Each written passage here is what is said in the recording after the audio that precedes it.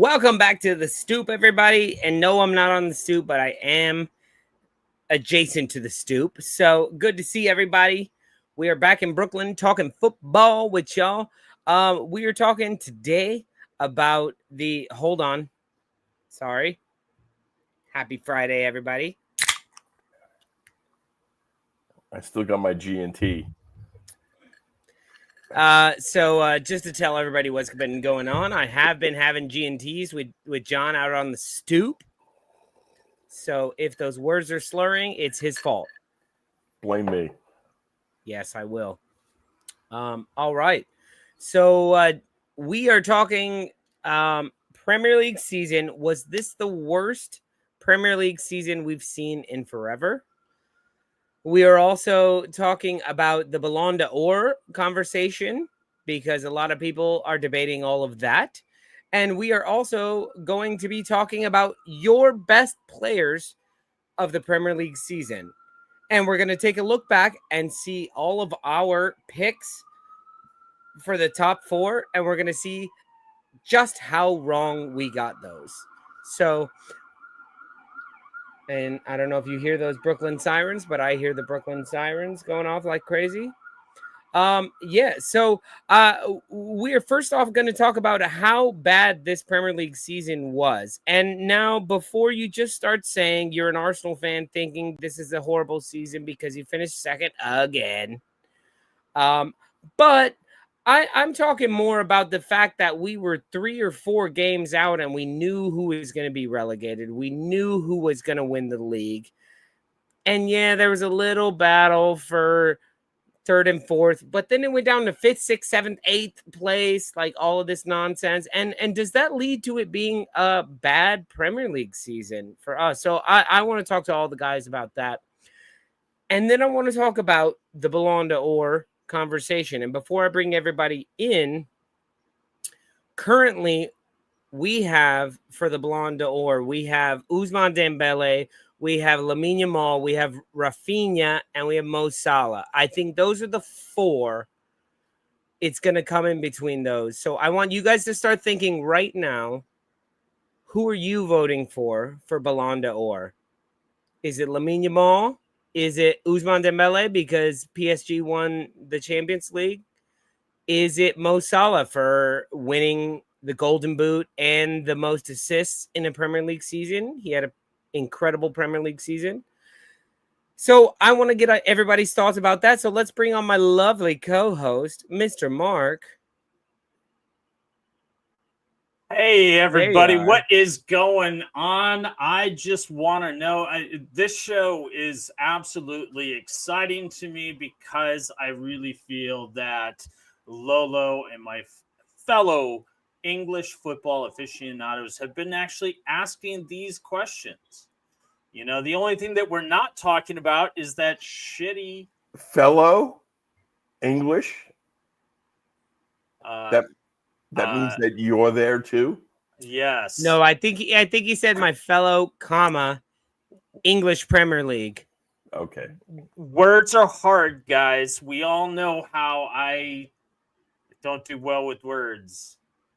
But I have been having this conversation for a good week and a half. The only thing that we're not talking about is that absolute snooze fest and absolute blowout of our Champions League final. That was awful. I was at a wonderful block party sponsored by yours truly. And he went all out. And there was a live karaoke band, the whole bit, and me sitting on my phone with no one paying attention to the final. I was expecting TVs and all the things that I'm used to, but things change and things move on. Lolo, I don't understand how this season in the Premier League was disappointing. I mean, I think like it made for a very, very exciting final week. Where there was a lot of things up for grab. I think also Bremner's goes 49 months. That's incredible. Yeah, that it's anybody else been out there forever? Who knows? 49 months. That's almost insane. 5 kids. That would that constitute as Irish quadruplets? Irish twins, Irish quadruplets. He could have had like 8. If we're talking Ireland, 49 months, that's like 8 kids. That's Mark, 8 more. Mark, how on earth do you say this isn't a disappointing Premier League season? I mean, 4 or 5 weeks in before the season ended, we knew who was going to win the league. We knew who was going to be relegated. Sure, but we're sitting in a season, or witnessing a season that saw Crystal Palace win their first trophy ever. Is that not exciting? Are you not entertained? That is very exciting. Yes, that one thing, Mark. That one thing. I mean, Mark, you're talking about the final week being exciting. Mark, we sat on the stoop watching 10 games at the same time, with Leeds possibly being relegated, City winning the league, Liverpool winning the league. Like we've been here in moments of the final match of the season actually mattering. I didn't watch the final day. Well, that should show you it's a shitty. Even if we had won it, we were not watching it. Oh, bullshit. Bullshit. If Arsenal stood a chance, I would have watched to win the league on the not final stood day a of the season, chance. I'm saying had we won it. But had we won it, let me won it 4 weeks in advance. Let me throw a few things out there. For one, a team not named Man City won the league. The City has had a stranglehold on the league for what, 4 out of the last 5 years, 6 years. I mean, you look it up. I have no idea. If someone in the comments can remind me, but a team not named Man City won the league. We see Crystal Palace winning their first trophy ever. We see 2 of the I don't want to say statistically, but standing wise, we have 2 of the worst teams in the league battling out to win the Europa League. I mean, this is kind of the we see this as a formula. Teams dog it, Arsenal included. They dog it to win the bigger prize. I don't know. I don't think this City. I don't think this season is a loss. Mark, you are using qualifiers to say the season is not a loss. The qualifiers you're using are other tournaments. But they Manchester United. These are teams in the Premier League. That Manchester United and Tottenham were fucking last place beyond besides relegation. Yeah. So is that a good season? No. I didn't say. Now you look at Europe. But you look at Europe. To see that example, these. You look at Europe and you say, okay, maybe it mattered. Maybe the FA Cup. Maybe that shit mattered. If these teams were not from the Premier League, then it wouldn't have mattered. But they are teams. They are teams in the Premier League that went to these finals and played each other as if it was. So the Premier League season, Mark. The Premier League season. Hey, Ben. What up, Ben? Good to see you. The Premier League season itself, beyond, we're not talking FA Cup, we're not talking Carabao, we're not talking Europa League, Conference League, any of that. I mean, there's something to be said. And Scooby D2 said, is there anybody besides Arsenal fans who are thinking the league was a terrible season? Yes. Yes, there are. There are. Do we have someone to bring on? Mark, who are the big 6? Who are the big 6 this year? No. Or just the big 6 in general? Because the big six this year... Period, Liverpool, Mark. Arsenal, City, Chelsea, Newcastle, Villa, and Forest. Okay. David, you're I on. So mean, you can like, answer we're your talking- own we're questions, talking or about, you can like- answer my questions. Hi You can answer guys. your own questions What's or going your on, own David? or mine. What's up, David? I look. I'm talking Premier League. When we are 5 weeks away from the end of the season and nobody's watching anymore. Well, you know what? I was not one of those people that wasn't watching. I still find excitement in football, and really the only thing that ran away was City. I'm sorry, Liverpool, because there was a possibility that City was going to catch you all. You know, and if that's not worth watching, then I guess I'm a bigger fan. You know, I don't know. Between third and like ninth, there was like less than 7 points. I'm not sure. I'd have to really look at that. That's something exciting to look at. I mean, Brentford to Villa is 10 points. You know, I'm still watching. Nottingham Forest, a point behind Villa and 2 points. Or rather, also the same single point behind Chelsea. Nottingham Forest was a joy to watch this season until they Mark, fucking can I ask you threaded when out when is the last team who won the league with 75 points? Because 75 points wins the league this year. 84 points won the league no, this year. 75 points. Okay, what table am I looking at right now? Right now, I'm looking at a table that says 84 points. Liverpool got 84, but how many did they need? 75. Okay. I'm not really sure I understand that argument. Other than they were 10 points behind, I don't know. How do you not understand that argument? If you had 75 points, you won the league. Sure. Because second place had 74. But can I pop in on that? Please, yes, David. Please. I need help. If Liverpool hadn't amassed the amount of points they did, there would have been a race on still right to the end. There would have been more points amassed by Arsenal. Well, they would have given them an extra impetus. It's the same thing. I've had this same argument, funnily enough, in the Championship the last couple of years when they've gone on about the 90-point trophy, and 90 points normally gets you promotion. Well, actually, it doesn't. I think it's 5 out of 6 seasons. 90 points wouldn't have got you promotion. You would have needed 92 or more to have finished in second place. And it's the same. It's the same argument you're giving up there. 75. If Liverpool had finished on 75, the chances are maybe Arsenal would have got some more points. Yeah, because all the results have gone differently. Yeah, exactly. And we gave up. Yeah.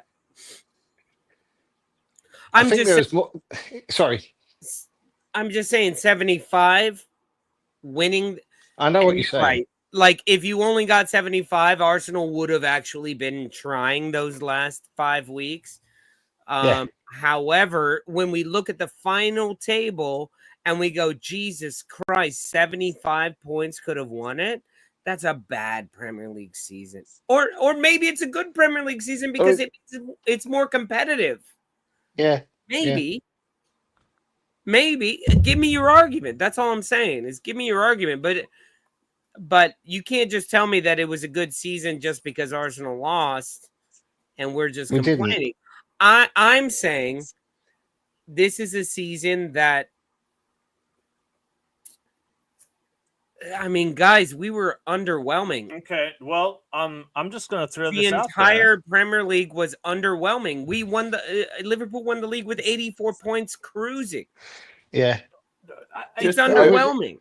Before how is it not underwhelming? It was a good year to win it. When Leicester won the league,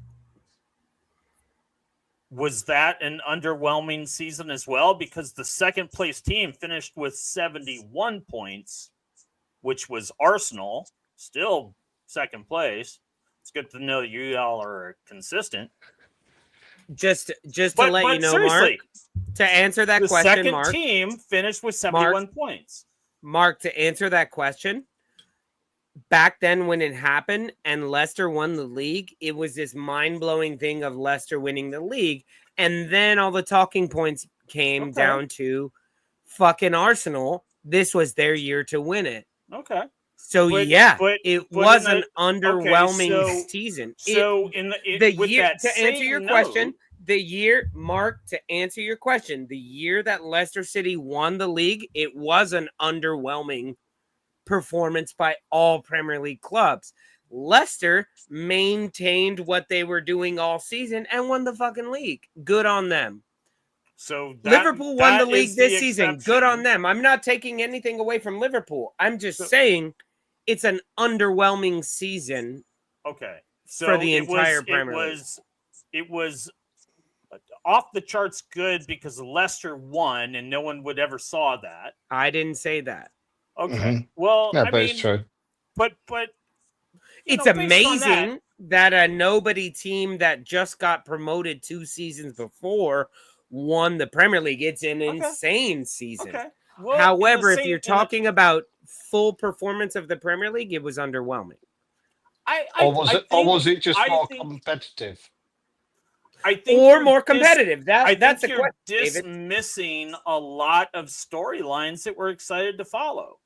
Case in point is the winner of the Premier League. Who had that on their bingo card?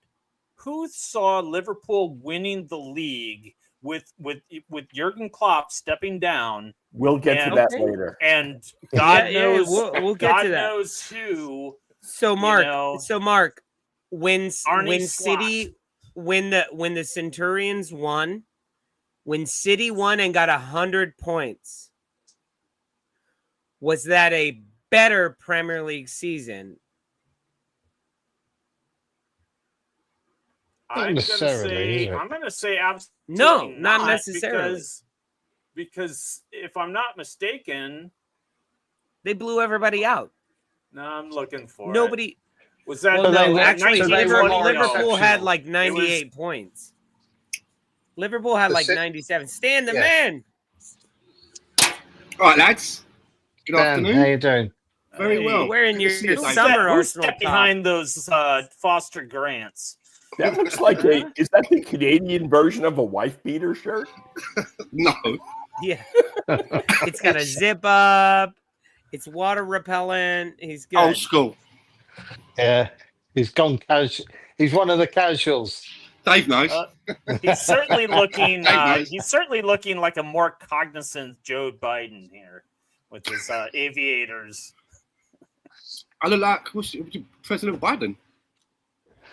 Yeah, you do. It's lovely weather. It's lovely weather. Just say something like "cut the malarkey."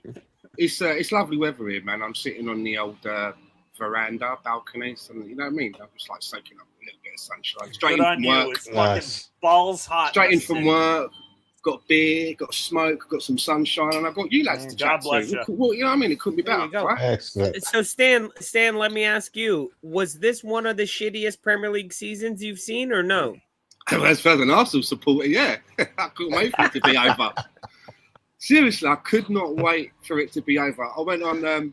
I was on holiday a few weeks ago, and when I left, I missed 2 games. Like on the way there, I think it was the Liverpool game, and then it was the next game. And usually, you know, if I'm going to be travelling, I've usually got a device set up so that I can watch the game at the airport or as soon as I get to the resort or whatever. I just didn't give a fuck. I didn't care. Just went on with my life. Just wanted the season to be over. I clocked out early, to be fair. Like your team did, yeah. Yeah, exactly. Yeah. And I know I did hear you talking, and I've heard a lot of people saying, you know, well, it was an underwhelming season all round. Me personally, I just say like we got beaten by a better team. It's just how it is. Do you know what I mean? Yeah. So I think is that more where you're coming from, Lolo? I think we're getting more the Arsenal fan take on this rather than the take a step back and look at it objectively. Because if you look at Liverpool ran away with it. Arsenal challenged up to a point, and then you had basically the races for European spots. That was it. That was the season. Yeah. But it went right up to the last day. and everybody, yes, it is hard for me to remove my Arsenal bias. It is so hard. However, what I'm talking more about is 3 up, 3 down. And when one of them who gets promoted gets 11 points and 11 points in 38 matches, and the other two go down right with them, and they were down weeks ago. And then Chelsea were bad. United were bad. Spurs were bad. Like, I think the only exciting thing about this season was Nottingham Forest, Newcastle, Villa, Fulham, Crystal Palace, or Crystal House, sorry, as they're called here for some reason, Bournemouth. Those teams were interesting. However, they still made it just a mid-table sort of battle. So that's why I'm saying it was the worst season ever, because we knew who was going to win and we knew who was going down 5 weeks ago. I think you had mentioned like half the table right there that you've said, oh, these teams are interesting. They kept the mid-table interesting. They did. I think I think there was quality this season. I don't think it was the worst season ever. I'll chime in on the chorus. If I'm an Arsenal fan, I'm not too happy with the way this season played out. My rival got a trophy. Someone else got a trophy. Chelsea got a trophy. But I still think like a brand new manager coming in for Liverpool, winning the league. Nottingham Forest was in it until they choked. Brighton was fun, but even Brighton was not fun. There were matches to be had. I don't care. Hey, you didn't. Brighton were fun in years past. Brighton were fun. This season, Brighton was shit. Brighton were absolute garbage this season. I thought Forest was fun this season. I thought Forest were quite fun. Look, there's a lot. I didn't expect to see that. Fun. Everton, after they had a management change, they were fun to watch. I mean, Lawrence. But quick side note on Brighton there, Mark. Just because I'm hitting on Brighton, the problem with Brighton is they're to me they're just like Arsenal, where they took an advanced step and they moved forward to being a better club, and now Arsenal didn't take that next step to win the league. We didn't. Brighton should be this league has been Brighton should be right there in the top 4 conversation. The way they have played the last 3 seasons, yes, they sell their best player every year, but they get £100 million for it every year. They should be right there. And look, I would say Brighton had a shitty season and they finished 8th. That's where they belong with a shitty season. However, with a better season, they should be up there with Chelsea and Man City this season, not in life. This season. Can I say something on that? Yes. Brighton were playing in Europe this year. Exactly. And that makes a big difference. That makes a big difference when you've not got the huge squad, you've not got the strength in depth like an Arsenal have, or a Liverpool or a Man City. Then playing European games midweek and then going on to Premier games, the season suddenly becomes very long for those players who are not used to it. So it's no surprise that they didn't finish in the top spots for getting into Europe again, but maybe next year they will, And this reminds me of 4 years ago, Mark. 4 years ago, about when Wolves made it to 7th place and we're in Europe. Yeah. And we were talking and we were like, this is going to fuck Wolves. I remember. This is going to absolutely. Yes. It would have been better had they not won their last game and not made it into Europe. Because, yes, there's some extra money. However, you're going to be fucking demolished next season. And the next season you were nearly relegated. And it was like, You didn't do anything in Europe. I would not say that appearance in the Euro Conference is the reason for the slow and painful demise of Wolverhampton. It is an ownership that treats it like a business and does not want to win. Yes. This is most of Wolverhampton's fan base. But I posted it on here before. I had a graphic of like the could have been Wolves squad. And now we're going to add Aitniori and Cunha, although Cunha I don't see is the biggest loss. Aitniori, I think he's something special. If he only improved his defense, he's going to do really, really well in City. He went to City? He went to City, yeah, for like 40 mil. Yeah. But they're Jesus. I don't want to talk about that. Okay, continue. I know, but because we played in a tournament and we're tired is not the reason why we are. It's because we sell our best players and we don't replace them.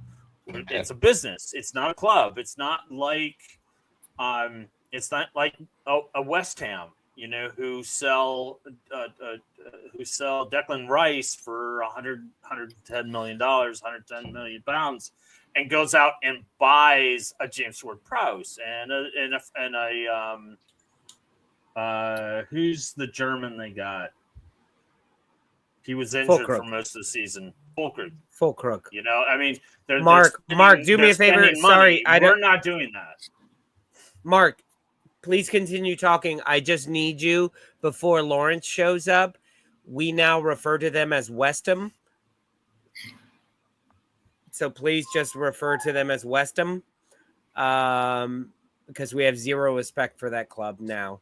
We had a lot of respect back in the day, but then Lawrence joined the chat, so we have zero respect for them. So West Ham, the West Ham Inn, if you're looking for some Hilton honors points, the West Ham will keep you in business. But Mark, yes, continue. The West Ham Inn will always be found next door to a Denny's, which is the home of the Grand Slam breakfast. There is no tie-in advertisement here. What's that other one? What is it? The Wham Bam, thank you, ma'am. And also the eggs over my hammy. Eggs over my hammy. Yeah, those are very good. Yeah. The life of a roadie. All right, West Ham. All these things. West Ham. Yeah, fuck West Ham. Here's my problem. Like killed them.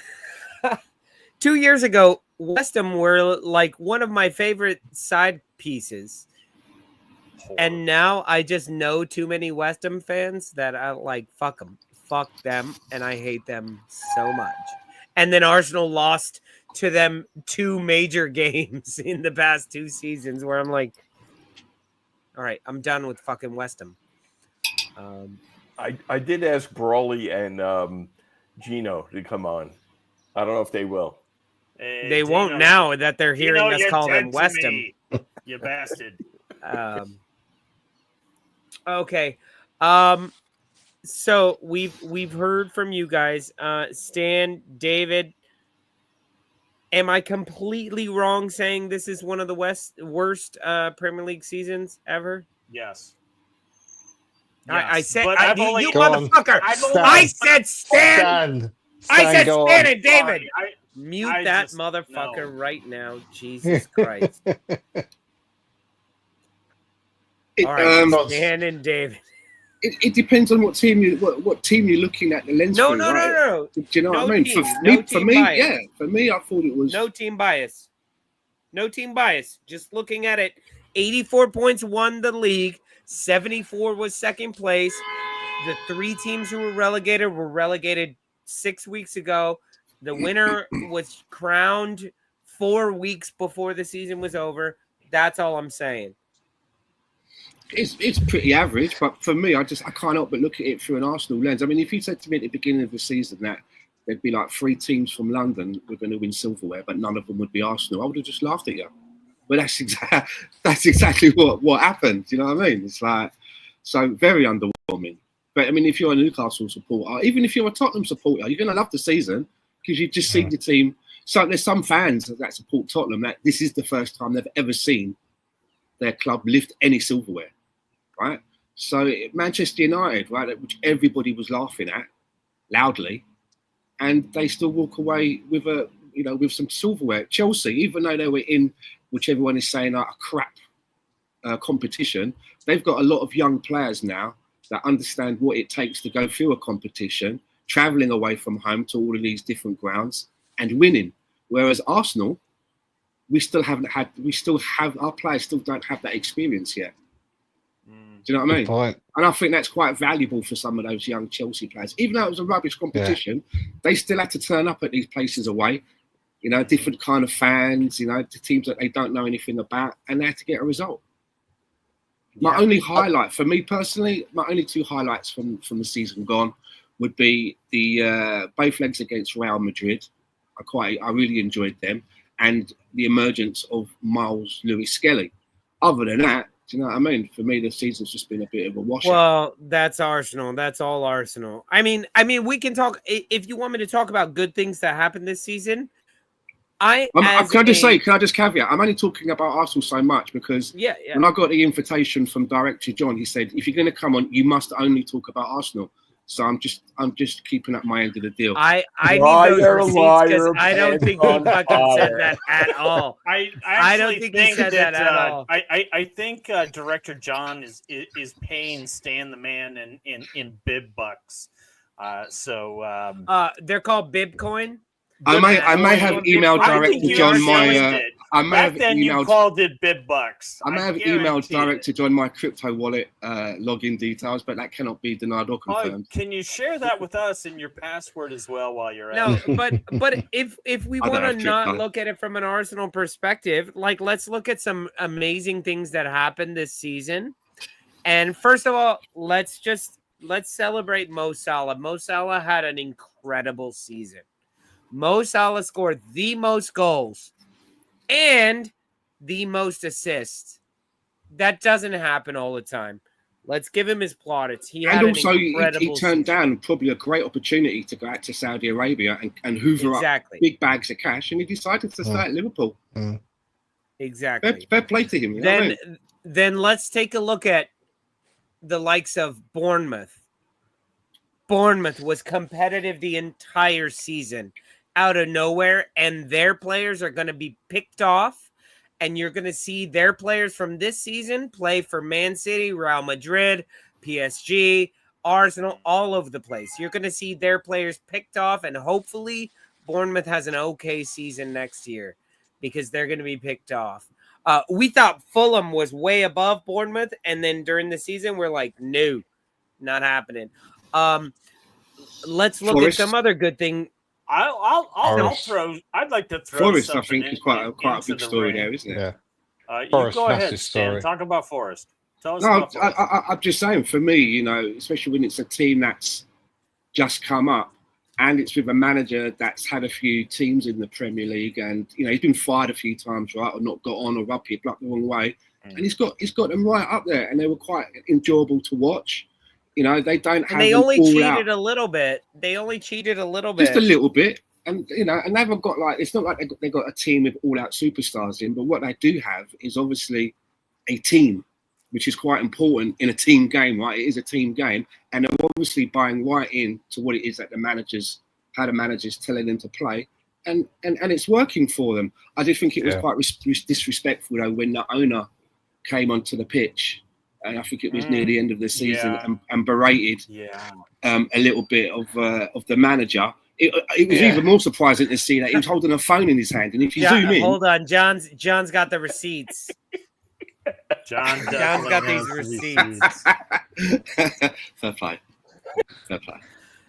No, but Stan, I was going to say, but when he came on, you're 1,000,000% correct. When he came on the field, it was like, yo, you shouldn't even be in this position. Don't start yelling at Nuno.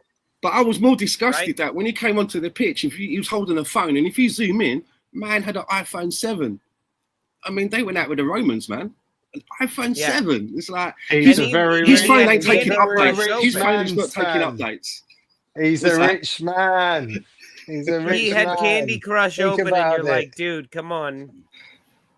Here we go. Even I've got an iPhone 11, and I'm well behind. Yeah, but rich people don't buy the new iPhone, Stan. Come on, that's how you keep your money. And big up to Rosie, who said, when did Jason man accuse somebody like that? Did you guys see that? When did Jason? I just gotta say, he's one of my favorite comedians. I really appreciate this guy. So if that's who you think wow, Rosie. I look like and sound I'm like, sorry, but Lolo, no, you are no John Zorza. Jason. But what we all know, I can't pronounce. Like we all know I can't. He's just a brilliant comedian That's as nothing. well. Apparently, Rosie says I look like what's his name, Jeff Goldblum. You look like Joe Biden in those. Depends what movie we're talking about. Joe Biden. Joe Biden's been on the beach for about a year, and he's just been kind of soaking in the sun.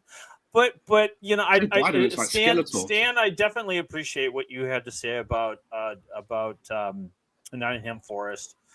They definitely should have done better. I think the nerves got to them at the end. But for me, I think it wasn't what was said or shown in the Premier League, but it was what wasn't shown. And you know, we've got absolute club legend in Trent Alexander-Arnold leaving Liverpool after a lifetime with them. Kevin De Bruyne is leaving Man City after all these, and he's a club legend. But I think Jamie Vardy, and that's where I'm going. Oh, sorry. Lost in the noise of those two players leaving their lifelong clubs is Jamie Vardy leaving Leicester after what is probably a century. The guy's like 900 years old. He looks homeless. I think the first time I saw him on the bench, they showed a photo of Jamie Vardy on the bench, and I just said I think I was with Lolo when I said it, but I turned and I said I just want to give him a blanket and a cup of soup. You know, it just looks absolutely. He looks like a meth head. He looks like a meth head. He looks homeless, but Mark, it'll make you feel better that let me finish. It's my eulogy. I'm not here to bury him, but I'm got a shovel. But Jamie Vardy leaving Leicester got such little press and such little recognition. This guy played 500 matches. Thousand, you know, with Leicester. I mean, he is, you know, he's and the biggest troll he ever did was point to that patch and pointed to him and was like, "I got one, you're zero." Was the best fucking troll ever. But for me, I've always enjoyed watching Jamie Vardy play. He could always pull something off, and he almost always did against Wolves. I big up, Mark. Big up to Jamie Vardy. He did big not up to Jamie get Vardy. nearly. Didn't he get an FA Cup as well? I can't answer that.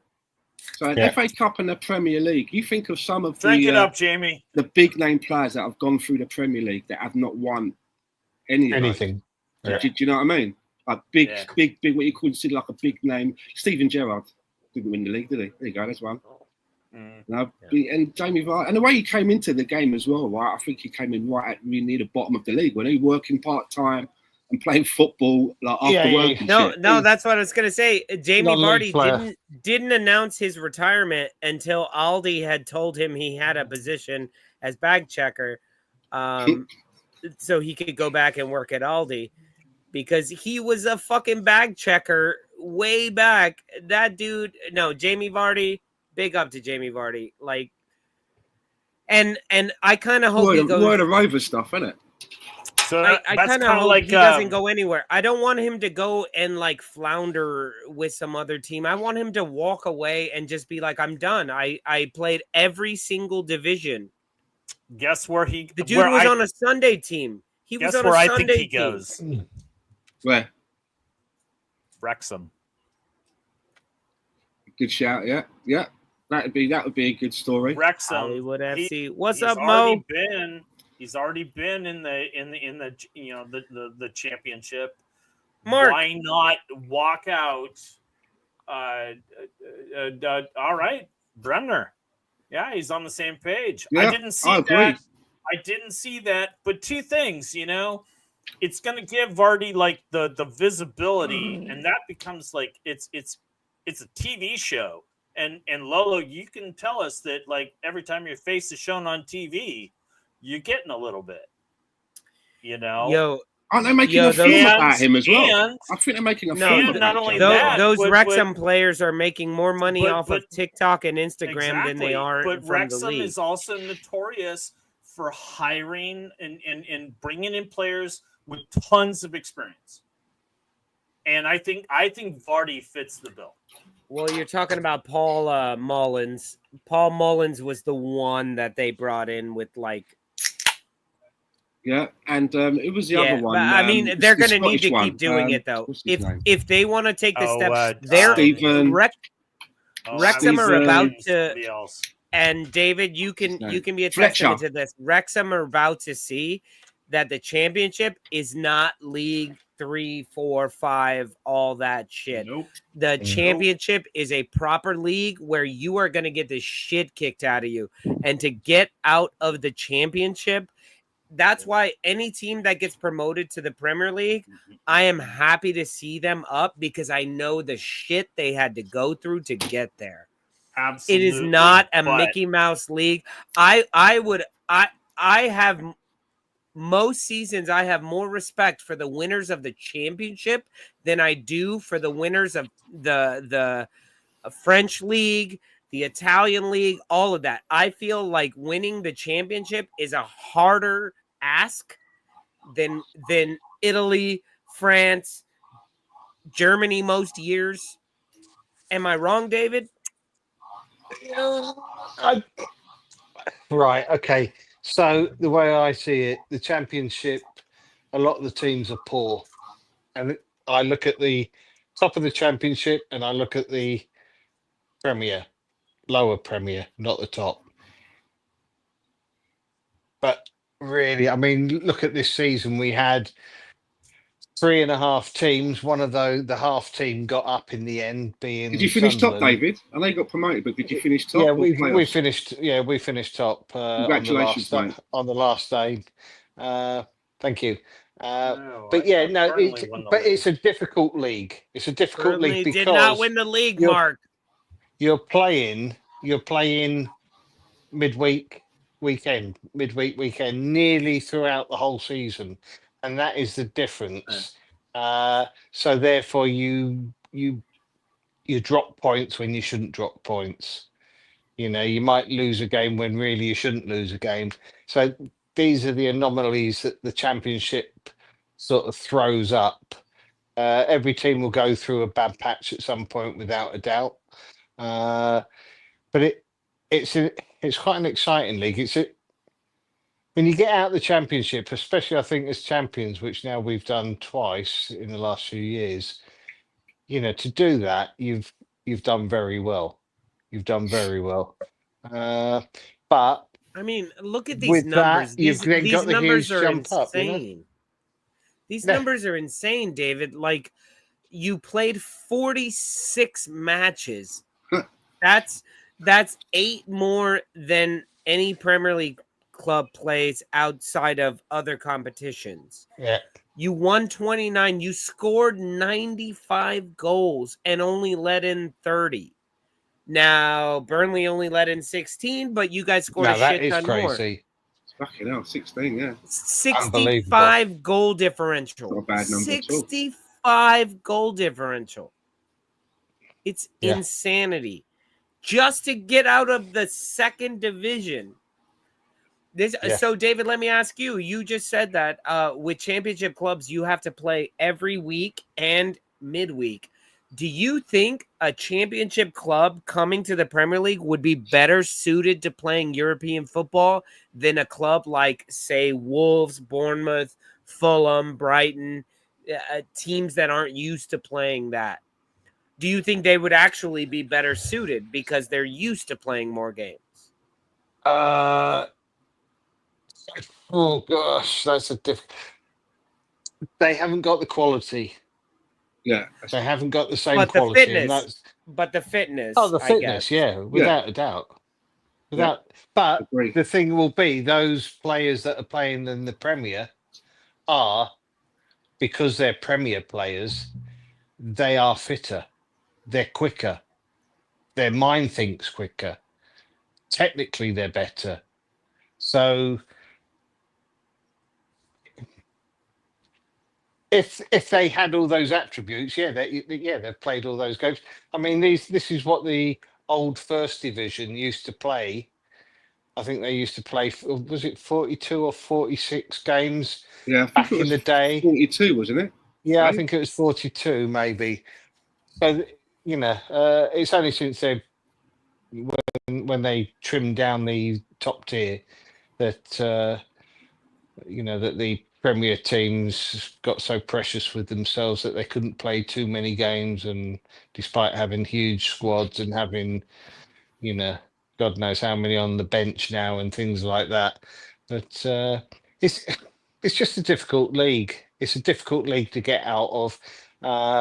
When you talk about Wrexham coming, they are going to they'll do well because they're riding a bit of a wave, but they didn't go up as champions. Birmingham were by far the best team in that division, and they've got the money behind them.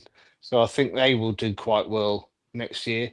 And next year is going to be a horrible year to get out of that division. Can I ask you, David, You've got a lot of money in there. With that high goal difference that you scored a lot of goals, what was the high scoring game then for Leeds last season? 95 or 65-0. I think it was it a 7-0 or 7-1 against Cardiff? It was 8-0. No. 8-0. Yeah. No, didn't get 8. I think it was 7. No? Because I remember, I thought it was Mr. Tom had predicted an 8-0, and like for his monthly, it was 8-0, 8-0, and I think one was 8-0, but the other one wasn't. I don't think we got 8. I think we got 7. But it was close. The highest. Yeah. It's a lot of goals. But then, I mean, the crazy thing is, being as I am very critical from a Leeds point of view, we should have broken the points record this year. To me, we won the league and everything, but we should have got a lot more points than that. But maybe that's where I look at a different level of standards, and I wasn't completely pleased with our season.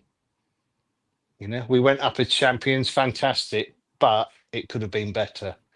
We let ourselves down at times. You absolute greedy son of a bitch. You're just not happy with first place. You're just not happy with, promotion. I'm very happy and winning games 7-0. Very, very happy with promotion. No, I want to circle back. David is very happy with 7-0.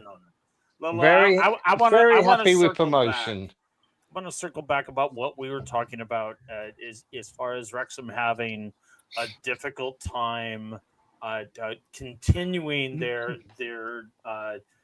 rocket to the Premier League. Wrexham? I'm gonna stand by this. I've been saying it for as long as Wrexham has been in my mouth and Wrexham has been talked about on this show. Too big to fail, too much money behind them. The success of a TV show rides on it, and we will see Wrexham. It will not end well as far as the Premier League goes, but we will see Wrexham in the Premier League next season. And I will stand by that. There is this. This is a bold statement. Yep.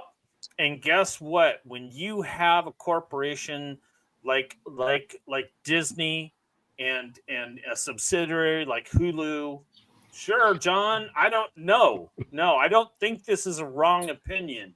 I'm think this getting hammered is here in the something comments, that guys. has been built for a moment, and when there is so much money involved, it's too big to fail.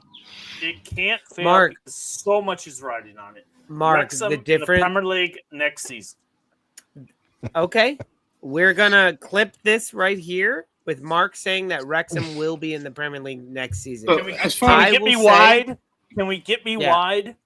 Hold on. Can I just come Just back hold on. quickly Just- at a I couple of wanna the get wide. comments? 1 second. There you go. Here we go, and here's the clip. I'm here to say it. I've been saying it for years.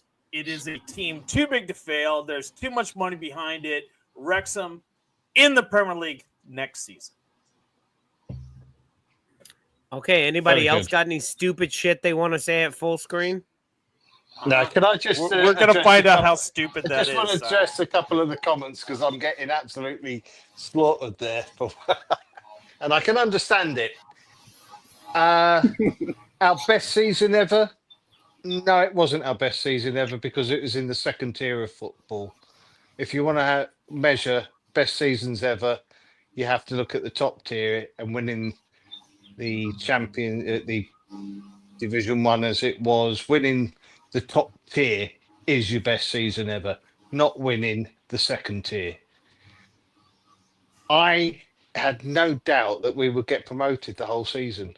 We had by far the best squad. We had the highest wage bill by a country mile, despite other teams coming down from the Premier just the season before. It was on the second year. Our recruitment was absolutely spot on. At no time did I ever doubt that we wouldn't get promoted. At no time did I ever doubt. And if you look back, I predicted we'd be champions throughout the season. We could have done better. We at times let ourselves down, and I'm not putting that down on Fark or. Look at Melier, drop the ball a few times. We dropped points needlessly. And that's what I'm saying is that the season could have been better. I went to quite a few games this year. At times, the football was turgid to watch, but we won. And at the end of the day, winning is all that matter. And I'm very, very happy with the promotion. Don't get me wrong. That is the championship, though, David. That is the championship. The championship to me is not about playing brilliant football. It's about grinding it out. You've got no VAR. You've got 46 matches. You just got to fucking do it. You're not going to get a dodgy handball penalty given to you. You're not going to get all this nonsense that we get in the Premier League that levels shit out. These like kick the ball away red cards. Mark. Okay, no comment on that. Good. Apparently he's an Arsenal fan because he remembers something that happened like 9 months ago. Good Lord. He's still Every fucking game, about a Mark. David Luiz red card from 4 years The David ago. Luiz red card I will still talk about, but I was Jesus, talking more about the Declan Rice. Why? Exactly. Let me ask Dave a question, right? Oh, Do you, looking ahead at the next season for Leeds, how do you think you'll fare? Do you think you'll be able to stay up? Do you think you're going to make some moves in the summer to help out? Do you think the current team as it stands is good enough to stay up? As it stands, no. If we kept to the same squad of players, exactly the same players, we'd probably get relegated. Oh. I think they will recruit clever because I have a lot of faith in the 49ers because their recruitment has been spot on. Quite frankly, it was good in the first season when we had all the disruptions, on the first season after relegation.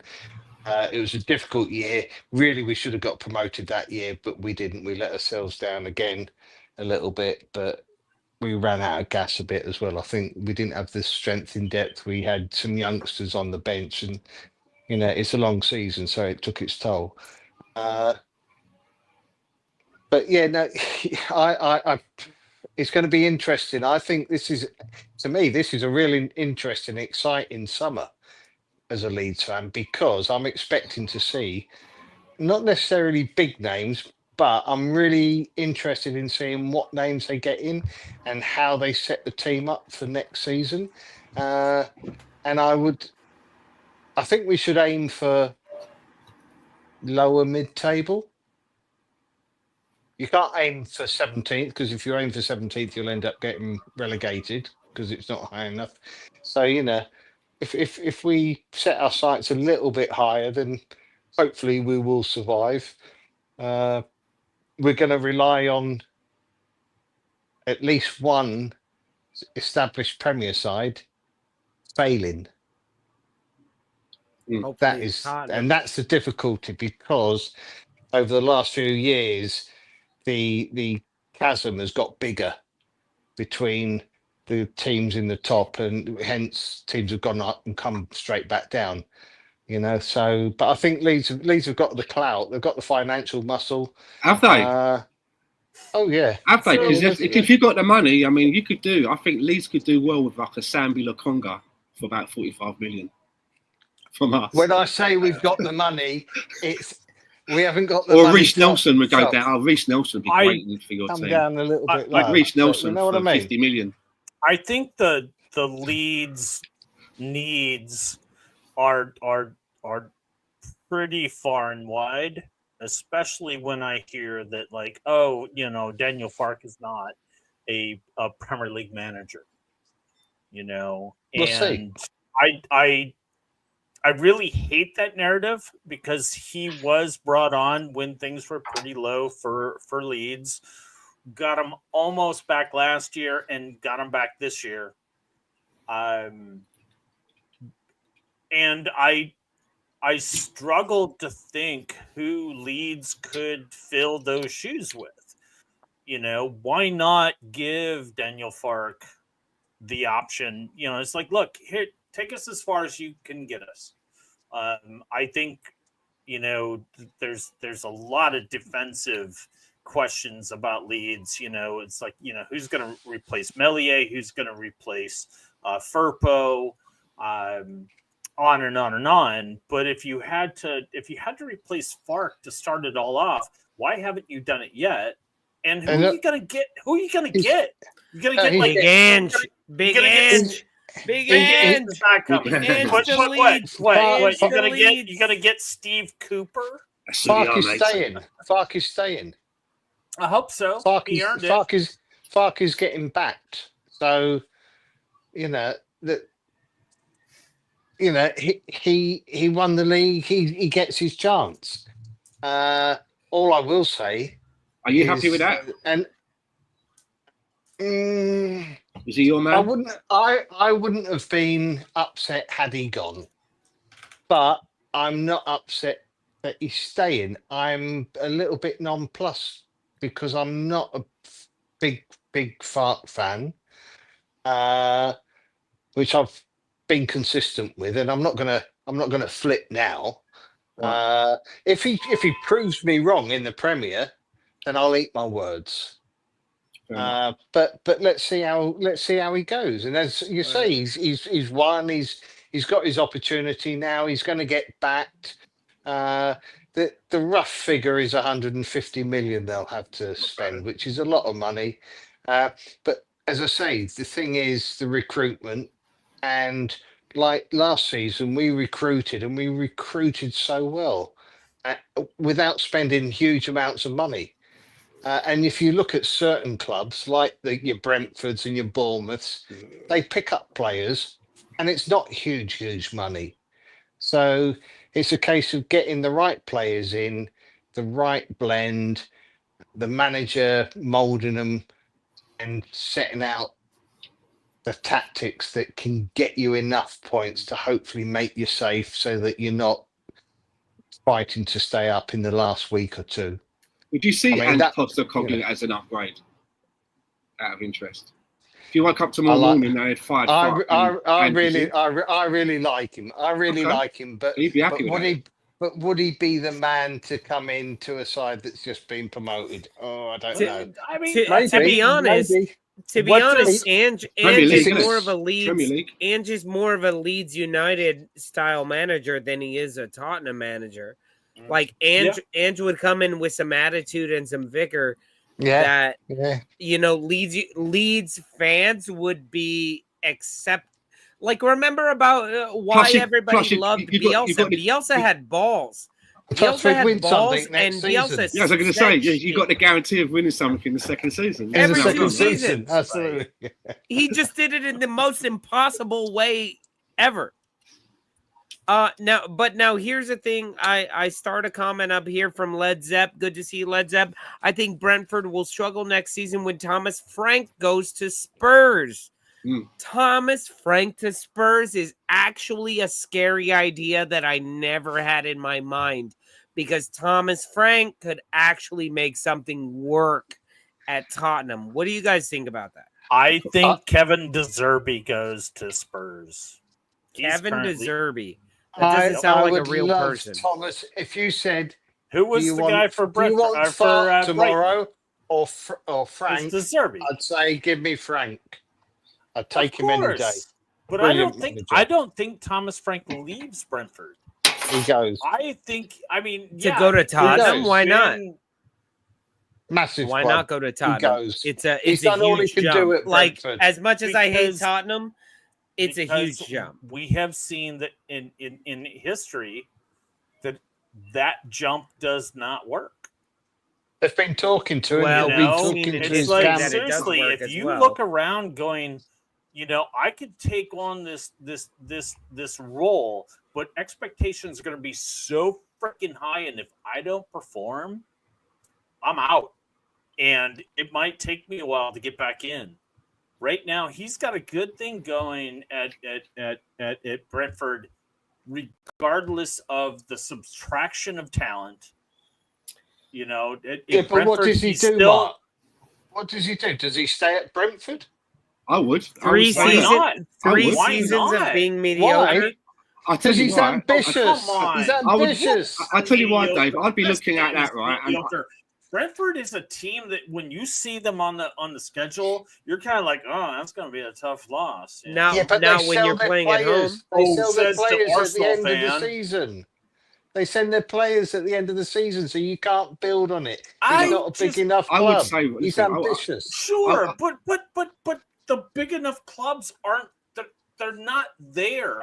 Look, as someone that has been watching football for a very short period of time, and I'm not going to tell you all that I don't know because I know a little bit, but we have seen in the last 4 or 5 years just this gravitation of talent and consolidating in the top. Thomas Frank has kind of exceeded expectations given the fact that they lost David Raya, Ivan Toney. They're still They're still there. That's it. They didn't players. drop. Christian Norgard. I'll give you Christian Norgard. As far as my brain can wrap around. That's it. I'm not going to remember. They kept Mbomo. They kept Visa. Their main team. That's like Eze staying on fucking. They lost Watkins years ago. They've lost players. They lose players. Said, what we're seeing Brentford sell. They're a selling club. The cream rising to the top. Best players go to the top 4 or 5, 6 teams. But Brentford, when they came up the year after Leeds, they have remained, and it's because of Thomas Frank. Why couldn't he go to Spurs? I would say that because I would. Okay, so why would you go to a club where expectations are set so high that you run the risk of not achieving them and be out of work by November? Oh, but sorry, Mark. I think that's where you're confused because expectations at Tottenham are to not get relegated. That's their only expectation at Tottenham. You're out of your They have zero other ambitions. I don't talk about the big six. They have zero ambition. Mark, What ambitions do they have? They got to the Champions League final and fired Jose Mourinho. They got to a Europa League final. They won it and they sacked their manager. What other ambitions do this fucking horrible club have? First of all, Jose Mourinho was absolutely insane, and he still is. He still is. And he's like still one of the best managers on the planet. He's Exactly. like the Donald Still Trump one of the best managers on the planet. You sack him before you go to the Champions League final. The Champions League final. Jose Mourinho has gone to smaller and smaller and smaller clubs. He still succeeds, Mark, but he's not at a big club. You go to the Champions League final and you sack Jose Mourinho and you let your ball boy be the manager. Fuck you. Look, that shows me your ambitions. I would say that Jose Mourinho and Antonio Conte are, when it comes to managers, in a tier or maybe 2 tiers above Thomas Frank because of what they've done in the game, their experience, and they couldn't survive at Tottenham. So if I'm Thomas Frank, I'm going like, nah. You know what I mean? Thank you, Tony. You know, there's something that's going on at that club, and they don't like to pay the wages. Daniel Levy is like the Grim Reaper following you around like everywhere you go with his scythe, just waiting for you to make a simple mistake. It must be an uncomfortable place to be. And the funny thing is as well, they make so much money outside of football. The Beyonce concert, Rolling Stones, they make over $1 billion apparently from outside of football, but they're not investing that into the team. I think they're basically they are the most secure financial team in the Premier. The club is. I mean, they showed that the other year when they gave a trophy out. They were handing out trophies at the end of the season, and they were like, to our top performer, we give this golden cock to our top performer, and that was Beyonce, because Beyonce brought in the most money. Yep. When you say golden cock, I really hope you're sort of like, a rooster, something like that. I'm really hoping. Yeah, golden cockerel, a cockerel. I really hope it whatever, is that. You know, it wasn't just a golden cock. Whatever Tottenham have standing on top of the ball that they never kick. I'm gonna say something here, and it's gonna be very. Are we ready for halftime at this point? I need. I can't believe all these comments you lot and all these comments about Frank not leaving Brentford. Brentford will get you guys do this. I'm going to go to the bathroom. Brentford will be in the bottom 6 next year. There you go.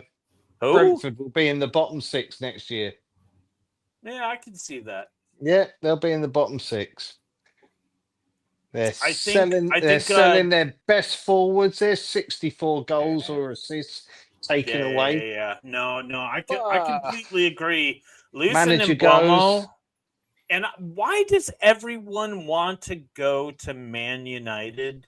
Are we just seeing like this generational shift that everybody was watching the Sir Alex Ferguson years, and they were champions, and that's my team, I got to go to them. But it makes no sense to me. It's because they spend big money and pay big wages. So the selling clubs were like, how much you want to pay for that guy? Yeah, okay.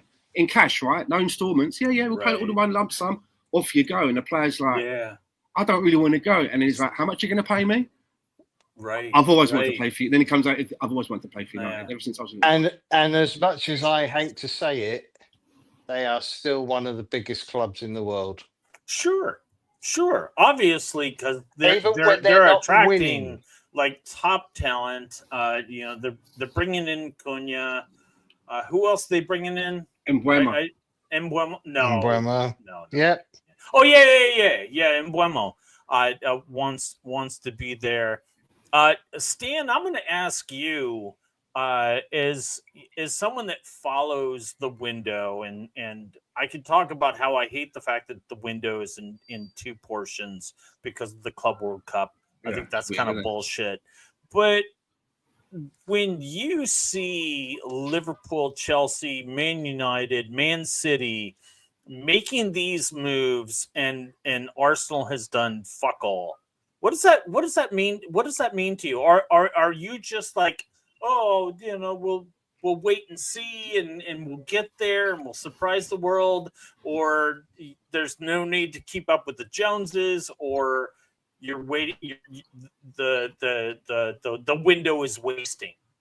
I think the way that I view things like that, it changes with age. I'm 56 there. When I was a lot younger, you'd be like, "Why have you done?" Now I'm kind of like, well, I'm going to judge it when the window shuts. That's how I kind of look at it. When that window shuts and I know where all the dominoes fall, I can then be able to judge whether the manager was backed, whether we got the right players. But until then, I'm like, of course, I'd like to see things happening now. I'd like to see players coming in and actually have a pre-season so they can sort of like fit in. It's always the best way. Hate it when it's like one of those last-minute deals. Do you know what I mean? And the geezer's coming in, that's just as the window shuts and he's had no pre-season. But I will judge it once it shuts. And, everybody knows that we're in the market for a striker. I think the world and his mother knows about that. Everybody knows that we've got some money to spend. So for me, when that window shuts, it's how that money's been spent. Has the team been strengthened in the right way? And that's how I'll judge it. Okay, so definitely the long play, the patience approach. Lolo, I'll throw the same question at you. How does it feel when you see your rivals around you the minute the transfer window opens and they're buying like crazy? Liverpool, City, Chelsea, and yet Arsenal hasn't done anything. What's your thoughts on that? My thoughts on that are that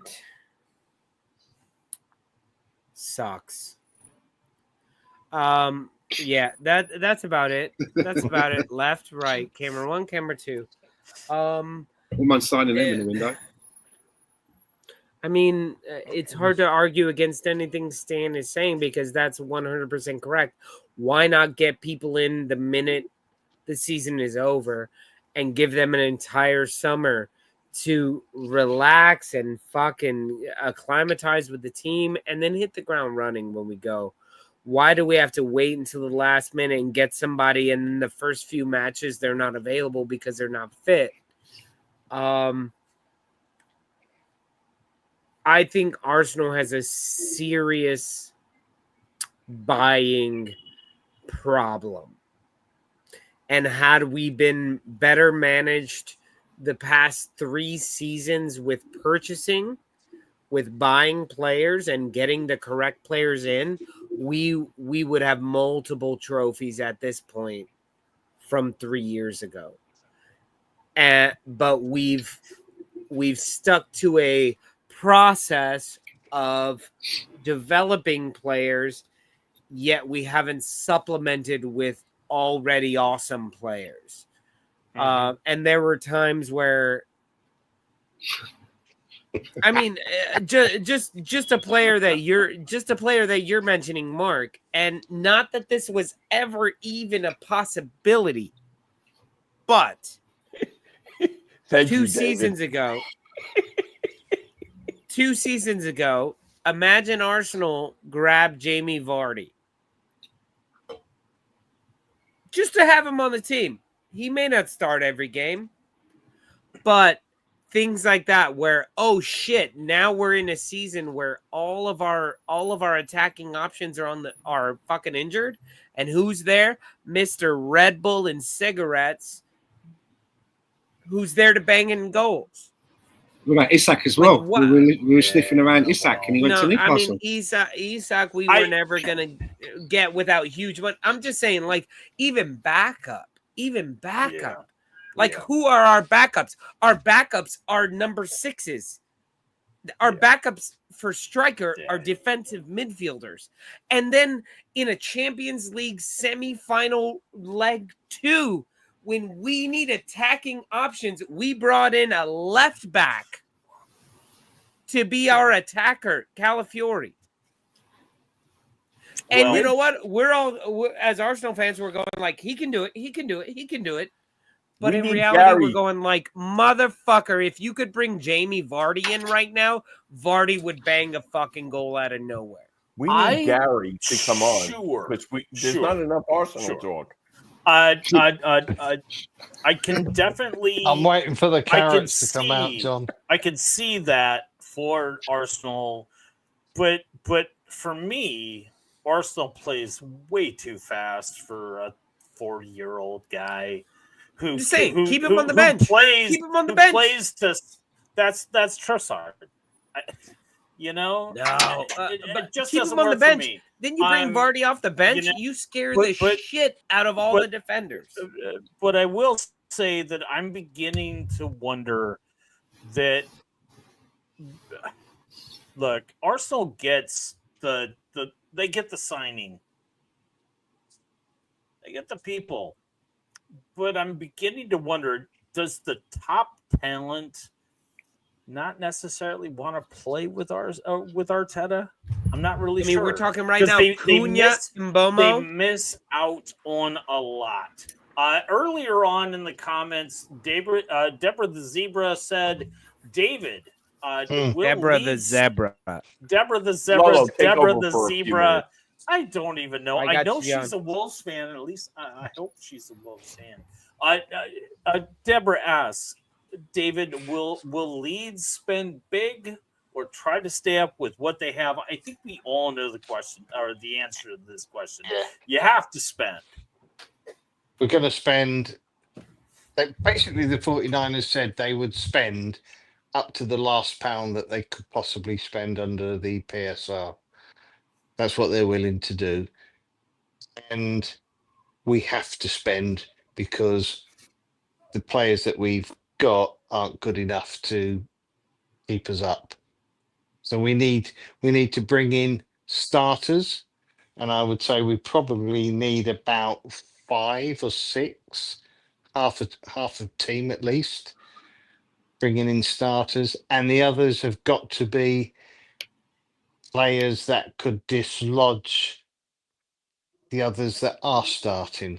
So there's got to be real competition and throughout the side as well. Right. Not putting square pegs in round holes, which we're notorious for. It's going to be very difficult. Nice. So if Lolo has a wish list and Stan the Man has a wish list, who would you like to see come to Leeds? You know, who do you want? Who do you look at out there? I mean, I've seen Nick Pope tied to you guys on our very own chat. I thought Kiva Callagher would have been a great choice for you. I mean, but he's gone to Brentford, hasn't he? Melié's done, but Darlow is not your starter. No, there'll be a keeper. They'll bring in a keeper, whether it's Pope. There's conflicting reports there saying that they've had words with him, and then others saying that no, he's going to stick out and stay at Newcastle and fight for his place there. But there's lots of names being thrown about at the moment, and the window's about to close, or it has closed this week. I'm not sure when it does close. Closes on Wednesday, I think. Yeah, and then for the Club World Cup. Yeah, and for then, a week, and then it's it open starts again. back up again. And then that's where I think when you're going to see a lot of the for all clubs, that's when you'll see it really get going. And also, a lot of clubs will be waiting until July before they actually name the players.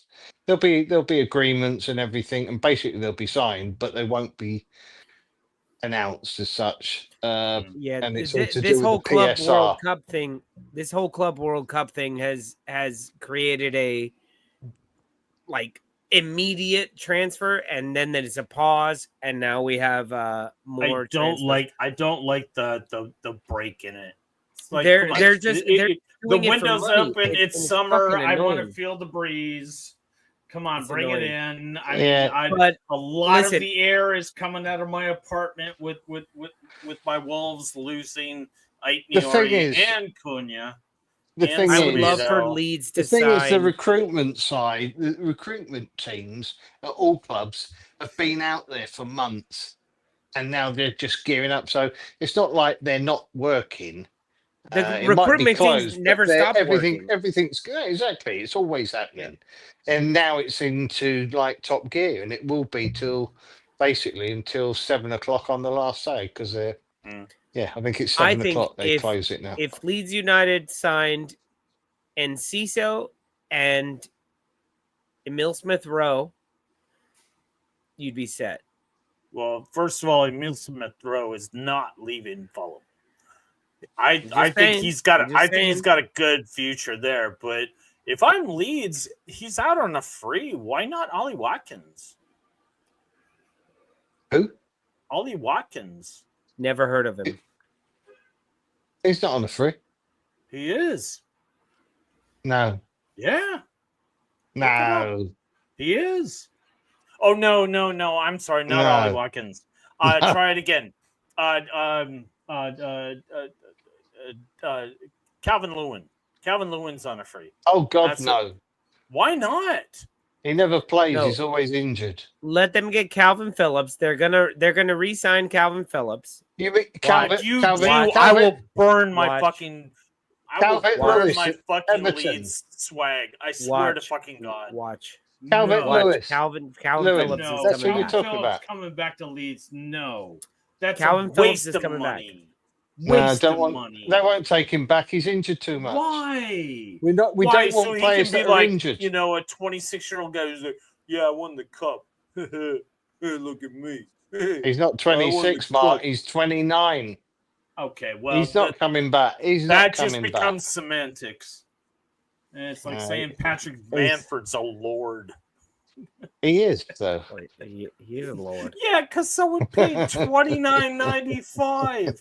He went to Yo, Earl I Shive, watched he's Peaky like, Blinders. "Hey, Once finish he this gets the name, you have to call him the Lord. Yeah, up." he's You the know Lord. what? I'm gonna get all of them in the next year. I'm gonna be the Reverend, the Lord. I don't know who we're going to whatever buy. else. It's going to Whatever be else I can interesting, buy, and I'm whatever looking forward title to I it. can buy. You know? Jesus fucking Christ. All right. If I Well, get a guys, billionaire we behind me, I blew could be past our president. halftime break, and unfortunately, we don't have any bets from Tom because there's nothing to bet on, So we have except nothing if to you're talk gonna about. if you are going to. Oh, we got something. What do we have I'm going to here? go get my beer. You Be back better in a off. minute. It's only that one screenshot that I made That's it. while I All was in bets are Romania. off. Right, exactly. Get well soon, Mr. Tom. Yes, get well Yeah, soon, love you, Tom. Mr. Tom. And just a heads up for everybody in the chat who's concerned about Mr. Tom and everything. Mr. Tom is doing better. He's doing better in the However, dark. It will be a while before he jumps back on the show. But he is doing better. Please feel free to send any messages you want to send to Tom. We will let him know. He may be watching. I don't I know. think he is. I think he's watching in the dark. Watching in the dark with Mr. Tom is way creepier than betting in the dark. Ask Mo Master. Yeah, Mo Master was in that dungeon for a long time. Okay. Are you guys ready to change over to another conversation? Murder ball. What? I was going to play Murder Gun. Murder. But here's a big conversation that has been dominating my block recently because I have a huge Barcelona fan on the block. But I want to talk to you guys about Balon d'Or this season. About who? This year, Balon d'Or, the best player of this season. The Balon d'Or, yeah. Okay, I think Stan has something that he wants to say. So Stan, Balon d'Or competition this year, what are we looking at? Who are you going with? Come you back want to me to continue my intro? I will, but you were chiming in, so I thought No, you no, would. I didn't understand what you meant at first, and I went, oh, Balon d'Or. All right, so Balon d'Or right now, current standings are Ousmane Dembele is up at number 1 to get the Balon d'Or.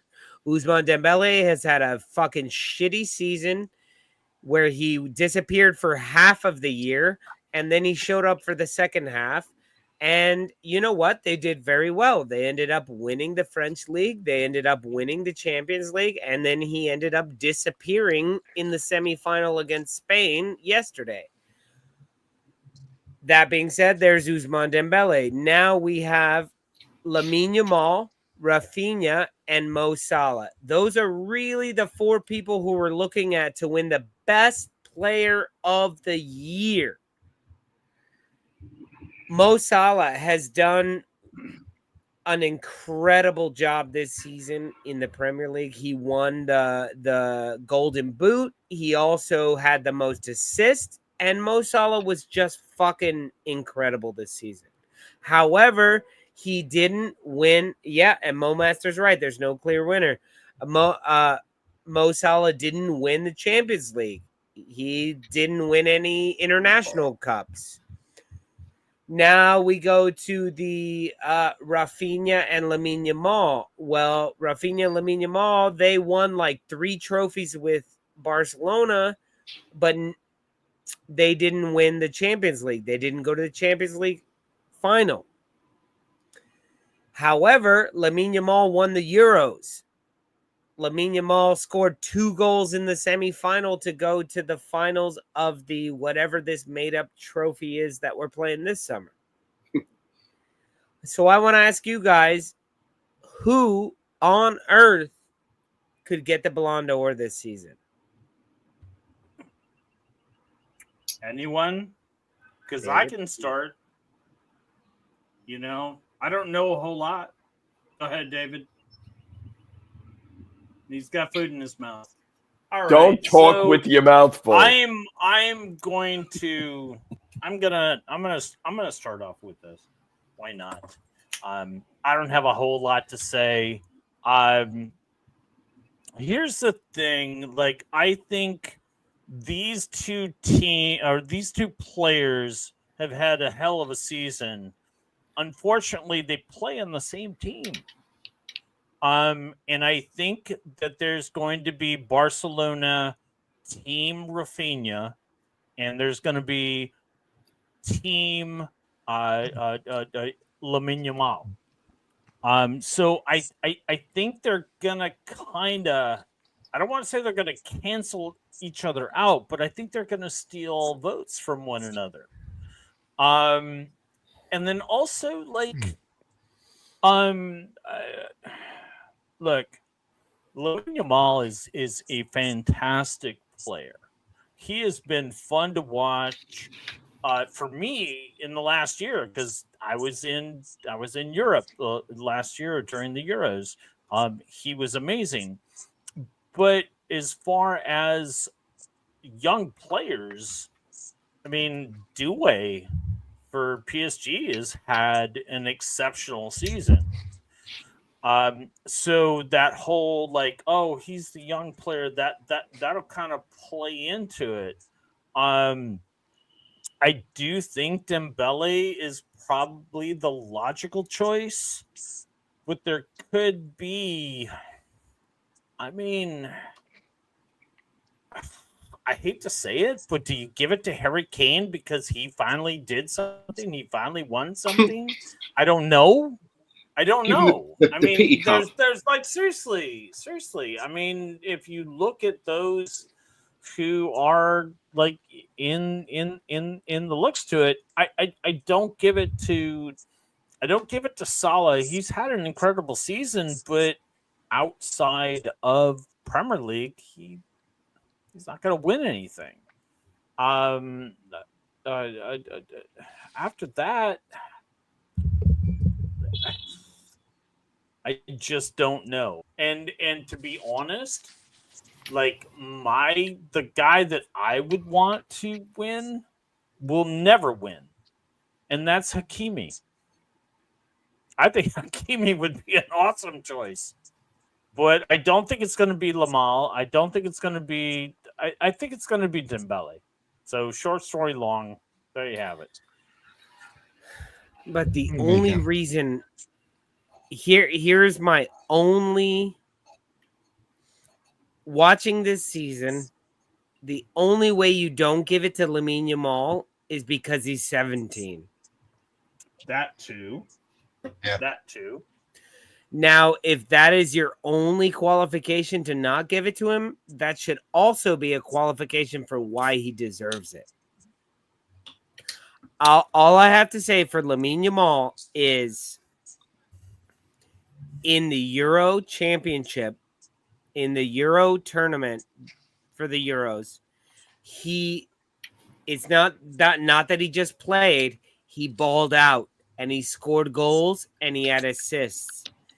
Then he goes for Barcelona and gives Barcelona an incredible season.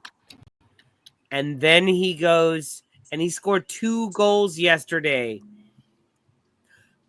I don't know if you guys watched the match yesterday, and I don't know if it matters to you, but it was Spain versus France. It matters. It matters.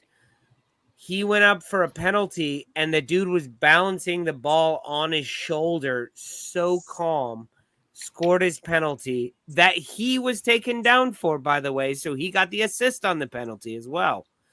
And then he goes off later and scores a goal, and the only reason he didn't get a hat trick is because the manager decided, like, let's go all defensive and took off Nico Williams when Nico Williams is his Rafinha counterpart in internationals.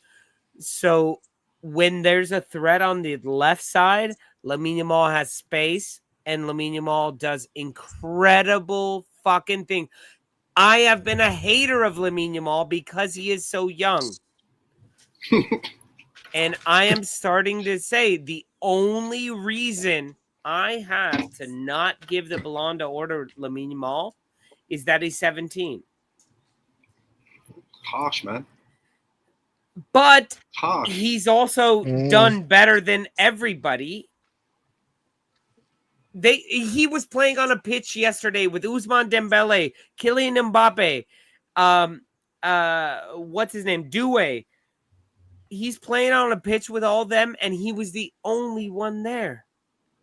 He was the only one balling out. The rest of them were silent. I mean, Lamine Yamal to me is the only Balon d'Or candidate. He blows Rafinha out of the water. That's all well and good, but what I'm saying is they're from the same team. Rafinha will pull votes away from Yamal. There is that. And probably Dembele is going to win. Dembele will probably win. If it is like one of those things where it's like, oh, you know, the voting's bullshit, this thing and the other thing. I mean, I could see people just going, Harry Kane won his first trophy, finally brought it. You know, Mark, I hear what you're saying, Mark. That's all I'm saying. I hear what you're saying, but that vote that you're talking about would go to Salah.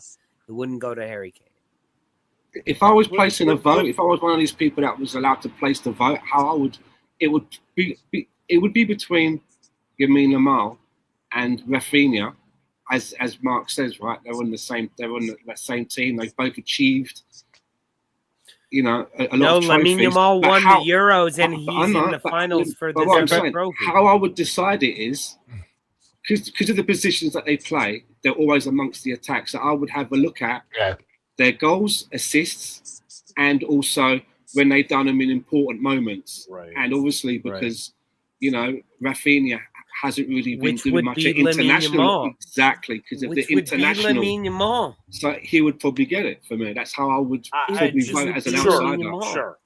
But they're going to split the vote. It happens when two players become candidates for any sort of.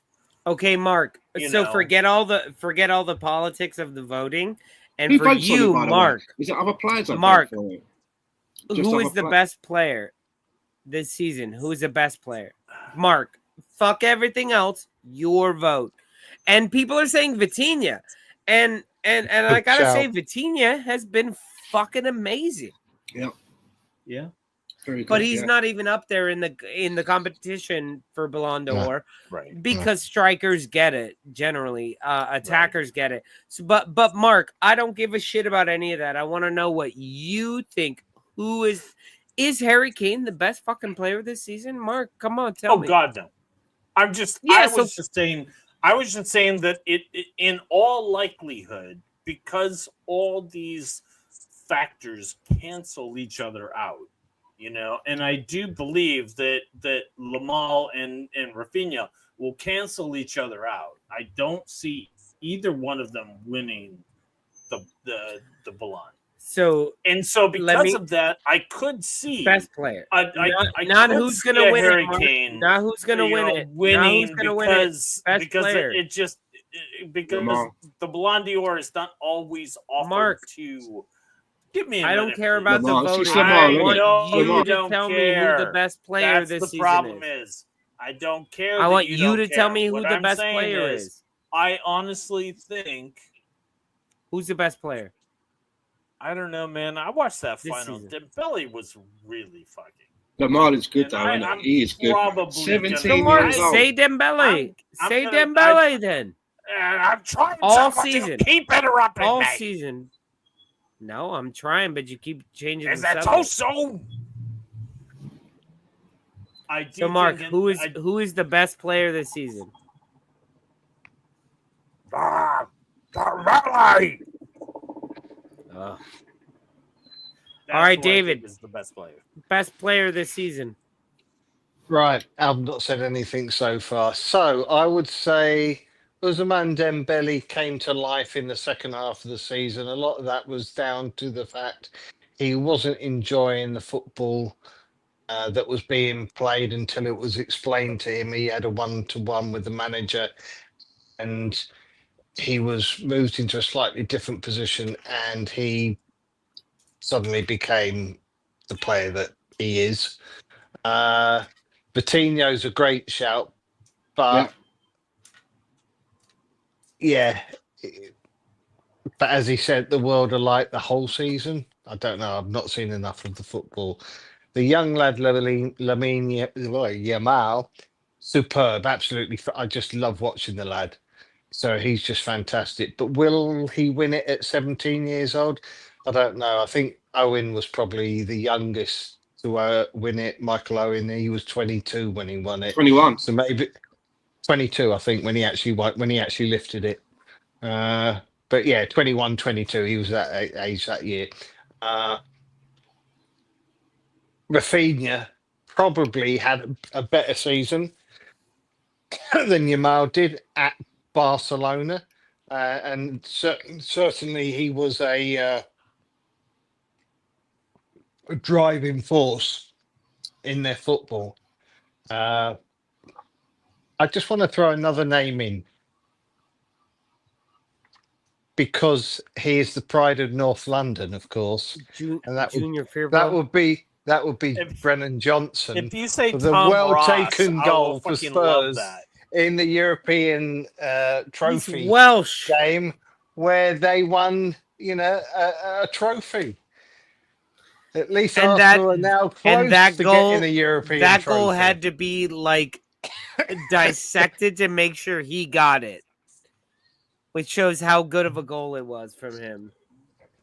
Thank you, David, for your nonsense fucking comments. Stan, who wins the Ballon d'Or? No, not who wins the Ballon d'Or. Stan, your best player of this year. I think it's that young kid, isn't it? For what he's doing at his age. It kind of reminds me, was it a season or two ago when Bellingham, before Mbappe went to Madrid and Bellingham had that season. It's a similar kind of a thing, It's for that moment in time, they are the best player. And that young kid, I don't watch a lot of Spanish football, but he's everywhere. And I've seen all the clips and I've watched a lot of highlights of games. And if I was, again, doing the voting and I had to vote between him and Rafinha, I wouldn't let age sway me. I don't think that would be something that would come into age. As they always say in football, if you're old enough, you're good enough.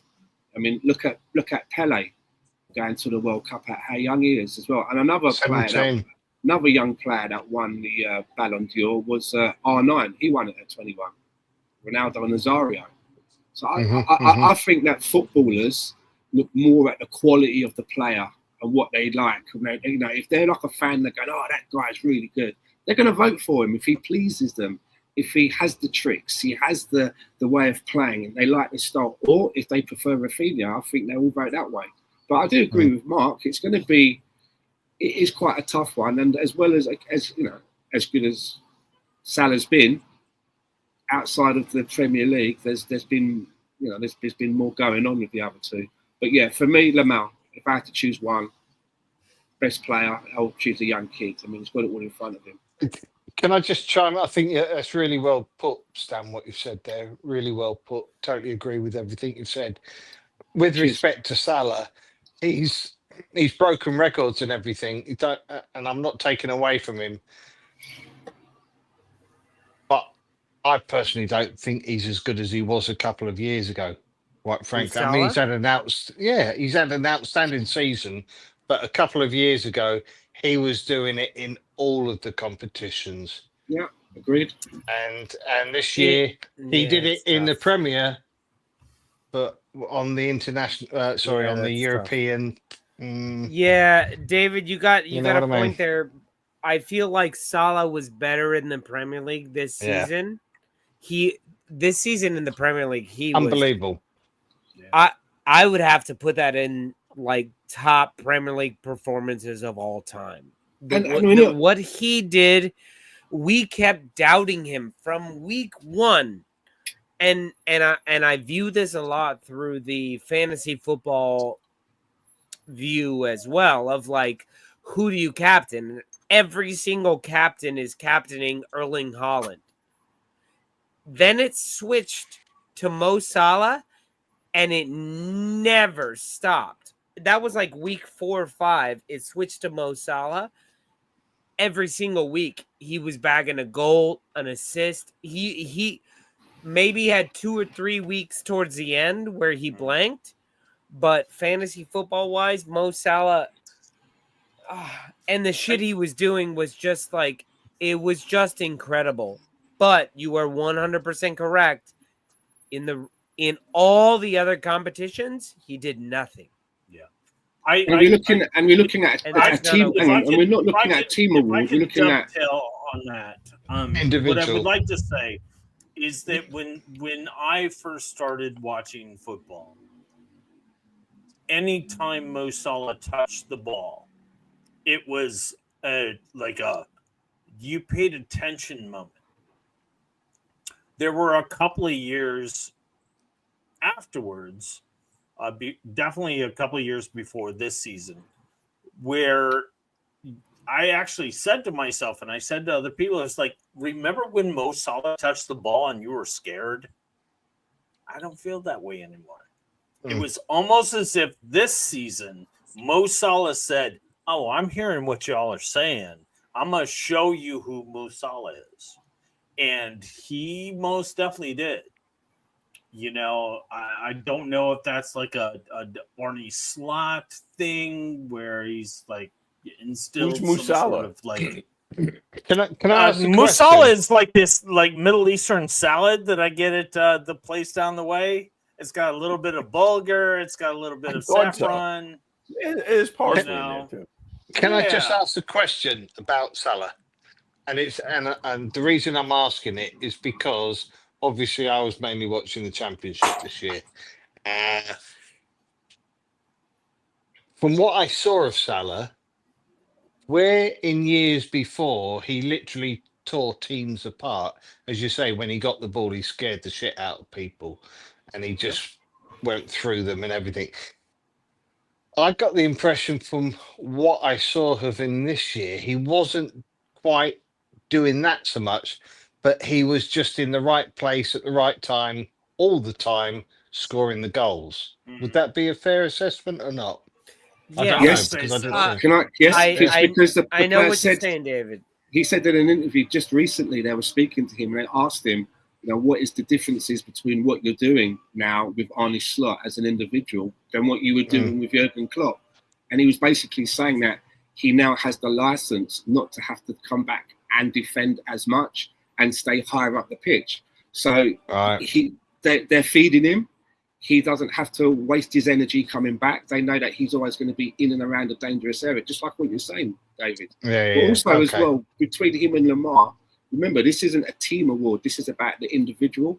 And as an individual, it seems that Lamar's been able to get himself into winning situations. It's not like he's in a team that's winning everything and he's just playing the ball square. He's making things happen and he's getting himself into more cup situations and winning, even at an international level. So he has to get it. Yeah. And I'll ask this to Mo Master, who is here, big Real Madrid fan. But honestly, who saw Barcelona winning a treble this season? Yeah, and very close to going to a Champions League final, in which, I mean, come on, they wouldn't have lost 4-0 to 5-0 to fucking PSG. They would not. Even if they lost, it would have been 5-4 or something. I'm just saying,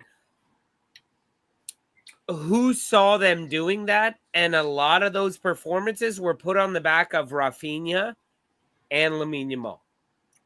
It was not Lewandowski. It was not Pedri. Yeah. And they got Szczesny in goal. Yeah, and they picked up Szczesny, the Arsenal keeper. Geezer was retired playing golf. I love that dude. But look, even Mo Master says nobody saw Barcelona winning a treble. Are you out of your mind? If you're asking that question, then why not extend it to who saw Tottenham winning a trophy? Who saw Chelsea winning a trophy? Who saw Crystal Palace winning a trophy? And you have to say though that Lamar was very key to that treble, wasn't he? You would say that he was key. Expect teams to win or not win a trophy unless you're Arsenal and you're never gonna win a trophy. Finishing 17th and winning a random ass trophy is very different than winning a treble. A treble means you were involved in every competition. I am well finishing aware. 17th place and winning a fucking trophy against Sparta Prague doesn't fucking compare to winning a treble. Didn't win that trophy. Mark, I am the only one not talking about Arsenal. I'm not talking about Arsenal. I'm talking about you are the only one who mentioned talking Arsenal. About the trophies they didn't win. You've got my family mad at me that I'm yelling. You are the only one talking about Arsenal. I'm saying that trophy that you brought up from Tottenham is incomparable to the treble that Barcelona just won. Doesn't compare. What does winning the treble get Barcelona? Other than 3 trophies. It gets them 3 trophies, Mark. It gets them 3 fucking trophies. Pretty good. Okay. That's pretty fucking good. Okay. It gives them ultimate bragging rights the over Spanish their league. Rivals, Madrid. I mean, they beat Madrid 5 times this season. The king of it, isn't they? I mean, come on, it's a treble. Imagine if Arsenal won the treble. My head would be that big. Come on, I get that, but where I'm at is someone that has only been watching football for a very short period of time. If it's a big deal. Okay, Mark, it's a big deal. End result, I got that. If the end result is the same, what does it matter? It's not. Mark, you're talking about the next season you get into Champions League. Barcelona got into Champions League by finishing first, by winning their club cup, by going to the semifinal. Listen, I'll tell you how big it is, right? I'll tell you how big it is, right? If I study for 24 hours versus I studied on the bus 20 minutes before the exam, if the result is the same, if you achieve the same, result is not the same, it doesn't matter. Mark, but the result isn't the same. One trophy. Mark, as proud as I am, 3 right, trophies or 1 trophy. Yeah. The result is not the fucking same, Mark. I don't know. I mean, it's bigger than going invincible in a season. What do you mean you don't know? It's bigger. It's bigger than that. And You Arsenal's won gone 3 invincible. trophies or you won A 1 treble's bigger. trophy. How So- is it not the same? It's just well, I mean, Arsenal has had My a math is trouble. 3 is greater than I've- 1. no. You know, We haven't. I'm we haven't. talking two- about Arsenal. We've not had a Mark, you treble. are the Three only one straight- talking about Arsenal. We've not had a Just I treble. think- the Arsenal I think fucking Mark thing. is fishing. Finishes, that's a Jesus trouble, Christ. right? We've had Mark doubles. is fishing. Christ. Mark is just fishing The there, first time boys. ever that I am not talking about Arsenal. The Uh, first I time am. ever I'm not talking about Arsenal. No, And fair you enough, are. Fair enough. Yeah, sure. Yes, a trouble is worth all that it's worth. I just Mark, when did you become a fucking Tottenham fan? Jesus Christ! I understand you doing it against Arsenal, and it's for the banter, and I love it. But I mean, like, not comparing a Tottenham their fan. fucking I'm trying to understand it all. no, you're not. because You're not, though. seriously, You're not, oh, though. we won the treble, and I just want to know, what did it get you? What's the payoff? 3 trophies. We 3 is trophies. that really what it comes down to? No, the payoff You is told me that the a payoff trophy is that- is no, a the payoff fucking is- thing. I'll tell you what is- the payoff is. It's be able to walk into work on Monday, and no matter what team in your league that anyone else doesn't support other than yours, So you are the if it's- best. if End it's of about story. trophies, You are the then- best. No arguments. Go and give me my coffee. Huh? 2 sugars. Hang up about it. Do you know what I mean? That's what you get to do. Mark, You are the top. That's it. Mark, You're like, can I just say You know? something? Just for your sanity and your perspective on what winning a trophy is worth, I feel that maybe you need to get relegated to win the championship to come back up, to get that back into what it means. Because the thing is, you're never going to win another trophy up in the Premier, but if you But drop it down, doesn't you've matter got a chance because there. It if does I'm not matter. mistaken, if I'm not mistaken, the Wolves have won every trophy. Every single trophy there is to win, and we're the only team to do it. yeah, but No, not no, once. no. Mark, winning Chelsea it are the never only once. team to do that. Thank you for They've bringing that up. You what might want to trophy look of at the Wolves? Wolves. Yeah, Mark, Chelsea. have you I wanna won the look at the Champions Wolves. League? Mark, have you won the Champions Never- League? Never won the Have you Champions League. have you won the Europa League? Have you won the Europa All right, Conference League? so maybe we've won all the English ones. I don't. So maybe give you two haven't shits. won a shit ton of the Here's- fucking here's- trophies Yeah, that but- you're saying here's you the won. thing. Here's the thing. Chelsea will probably be the only team to have that European treble now because Chelsea. No, I don't- I, you know what I mean? I I don't- have I have Chelsea friends I- going, we're the only ones who have won all the ones. And I was like, Think we weren't about it. even in that fucking of all competition. the other English teams that have won the Champions League, do you think any of them will be in that competition to have a chance to even win it? So probably not, right? You can't argue No, with definitely. you You know what I can't mean? argue with Chelsea Mm. fans about that because I they're like like, that as a we did it completionist. strategically. I'd love to be able to just tick that one off as a completionist. You know what I mean? Mm. So if I play video games, I'm doing all the side missions. I'm looking for all the hidden letters. So it's a nice one to tick off. Yeah, we've won that one. So Chelsea have won the Champions League, they've won the Europa League, they've won the Europa Conference League. Chelsea are the best European team, according to Najee, because they've won all these shitty trophies. How does Now- that No, feel in your no. mouth? No, because obviously That if You the feels can't team's say won, shitty Does that feel good to trophies. It's say? horrible. yeah, the Mark. best say team in small Europe, in trophies, England, is the Lobo. team that's won the most European Cups, stroke Champions League. That's how I would do it. That's the top trophy in Europe, Now- right? So now whichever here- English team has won, whether you called it the UEFA, the European Cup in the old days, you combine it with the Champions League, it's just the same thing. Whoever comes out on top, that's it, isn't it? Isn't it? Simple. Yeah. So Stan, that's where it is. Are you proud of winning the Europa Conference League? Not proud, but as I mentioned earlier, it serves two purposes. One, I like to tick things off. So it's ticked. But those Chelsea players who've won that crappy competition have more experience now going through, as I mentioned earlier, a European competition, going away from home. Arsenal haven't Do you know what I mean? They're ahead of us now in that area. So fair play to them. There's something to be learned from it. Do you know what I mean? Yeah. What I don't want is to be in that competition again. That's what they don't want. You know what I mean? There was something that I heard whereby the teams that Chelsea played against to win that competition were very similar to the sides that Arsenal played when they won. Was it the Cup Winners? Winners' Cup. Yeah. Hey, can I chime in for a second about being a winner? Maybe I don't know. I can't remember.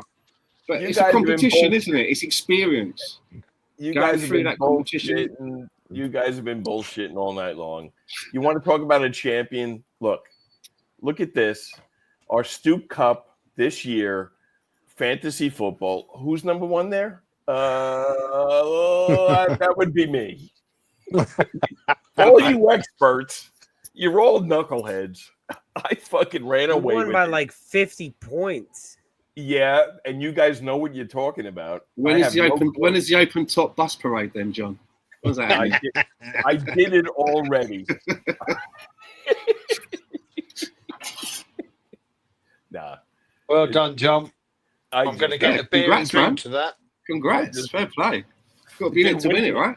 You know what? Didn't win me anything. It won me just as much money as it got me for doing this show. It's running the prestige, though. All right, Stan, since you're the only one here, who is your Premier League starting 11 from the year? Oh, God. Okay. I'll go with David Raya in goal. Okay. Right Did he win the Golden Glove? Yeah, he did. He split it, didn't he? He got it shared with Sells. Was it Sells? Yeah, I think he shared it with. So yeah, it's a good shout, David Raya. Right back.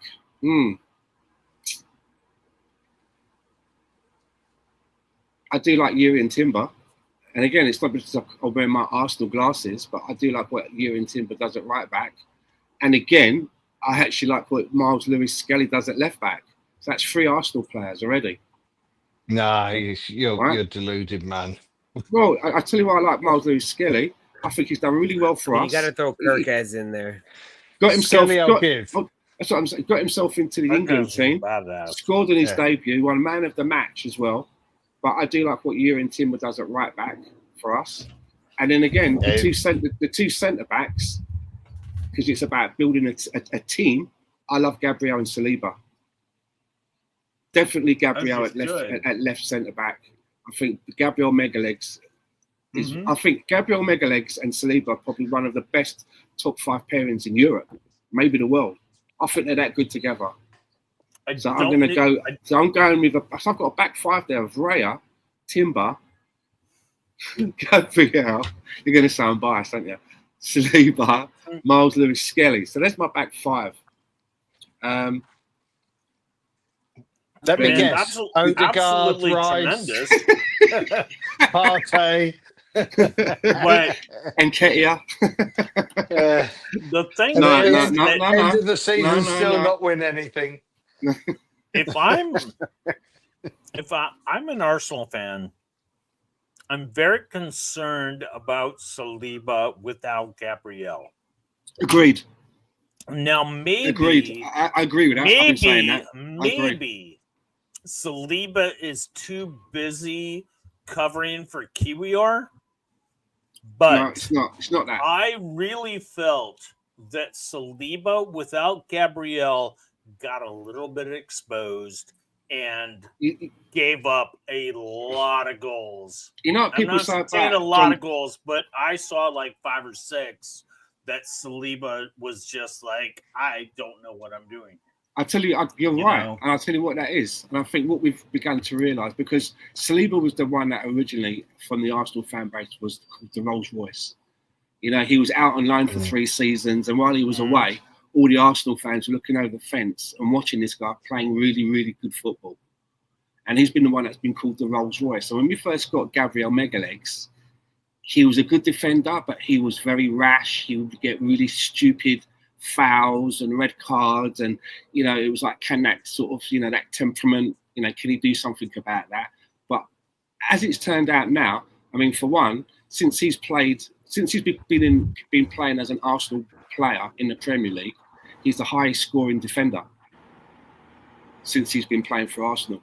And for me, defenders that can score goals, centre backs that can score goals, that's an added bonus. That's like goalkeepers that can save penalties, right?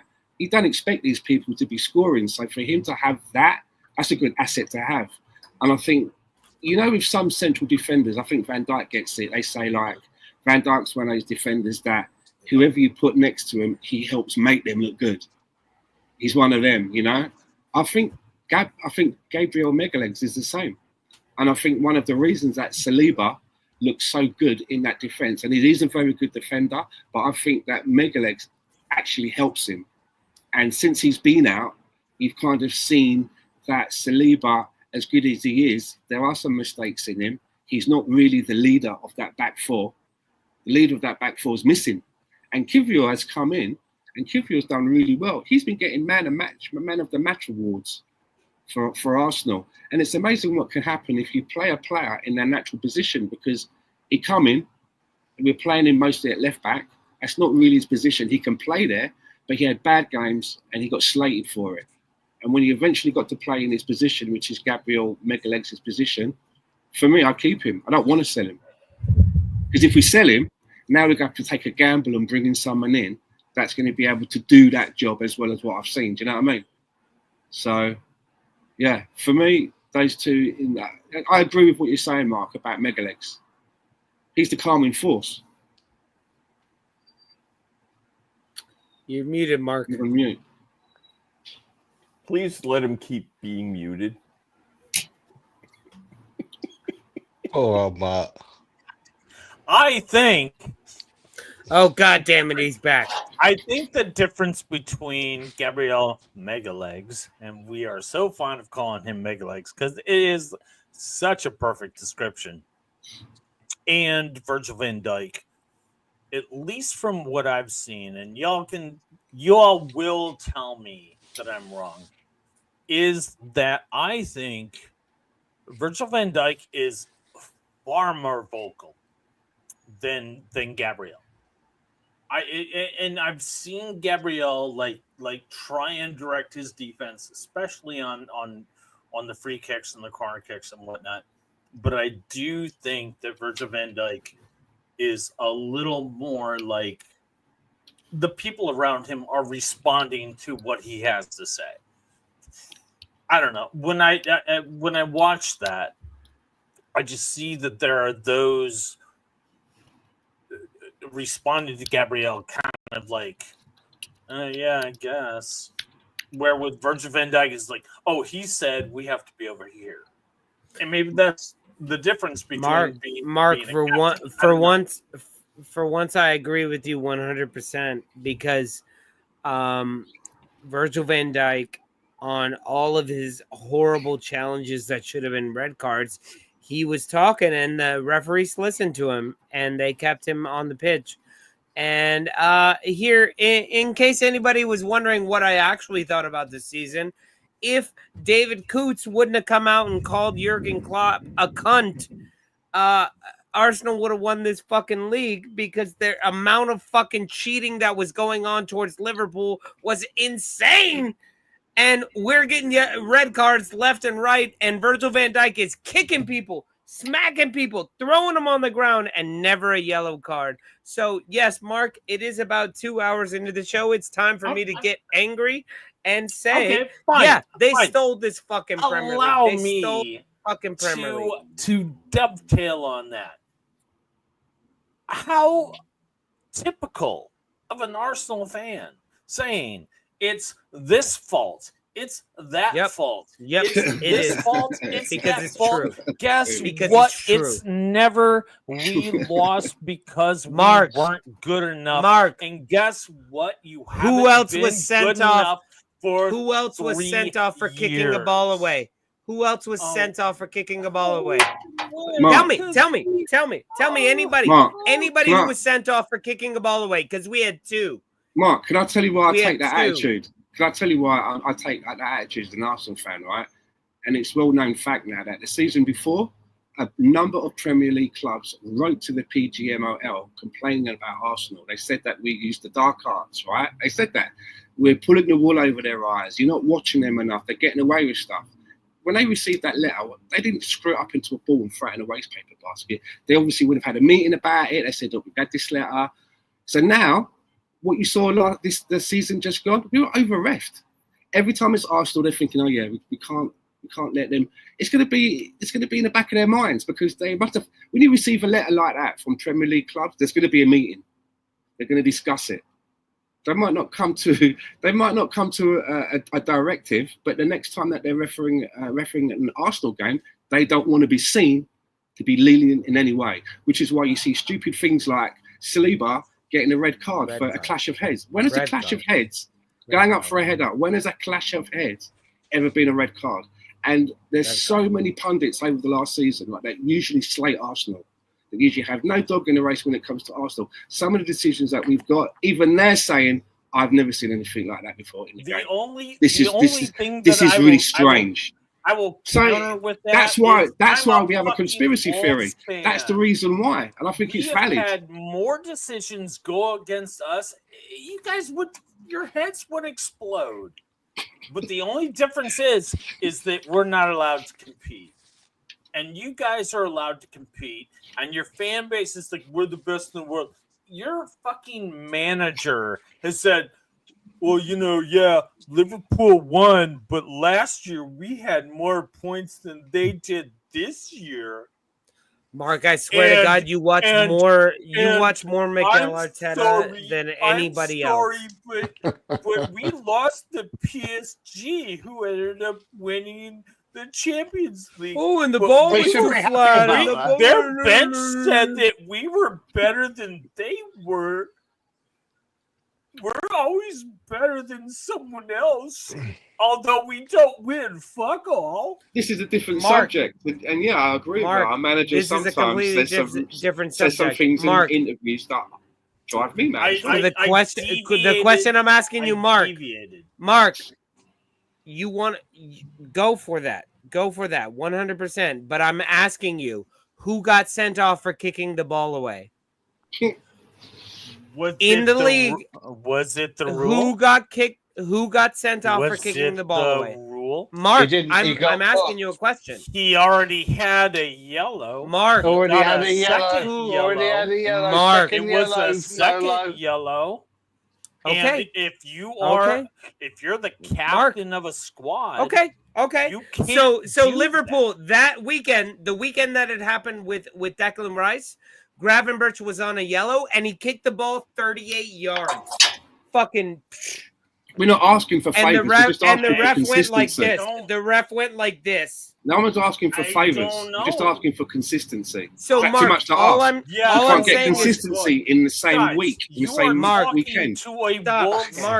In the same match, one of their players kicked the ball out as well. In the same match, you can't even get consistency. Mark. All I'm asking, Mark, team in the Premier League last season that was not awarded a single penalty. Nobody's talking about the fucking Wolves. Nobody's fucking talking about the fucking Wolves right now. Because it doesn't apply to you yet, Mark. Okay, Mark. Did you guys? These things happen to us, and it cost us the season. It happens to you. Yeah, fuck off. Mark, your player grabbed one of our players' throats and threw them on the ground. It wasn't even a foul. Choke slam. It was a choke slam. 2 years ago, if we want to play the Arsenal, the Arsenal fucking stop. Mark, no, stop. 2 years ago, there was a foul called. And Trossard just stopped. Okay. And the guy I'm saying, if he is being 100% honest, all I'm asking is who else was sent off for a red card for a second yellow from kicking the ball away? Because we had two. All right, Mark. I'm gonna put you back in here, Mark. Ball away. Why did they kick the ball away? That's fine, David. Don't do it. I'm not saying, David, I'm Don't not be saying the we shouldn't. architect of your own downfall. I don't think David, Declan Rice kicked the ball away. David, I'm not saying. I'm even giving you those. Though. Declan Rice didn't kick the I'm ball away. saying Declan Rice He didn't kick the and ball away. Trossard, good. Hey, Dave. Send them fucking No. off. Their I'm player kicked the asking ball you guys- towards Declan Rice and he bounced it off his ankle. That's what I'm happened. asking- Their player... He did. You watched it. You Okay, I watched okay. it. Declan He did. Rice The player- looked over his Okay. shoulder. Mark, He looked over Mark- his shoulder. God He damn knew it! I'm not. exactly- You're not even listening either. I'm moving you, all of you fucking guys, off this show. I'm asking you, Mark. Who else in the Premier League got a red card for a second yellow for kicking the ball away? Now I will invite you all back. Let me ask that question. Mateus Cunha.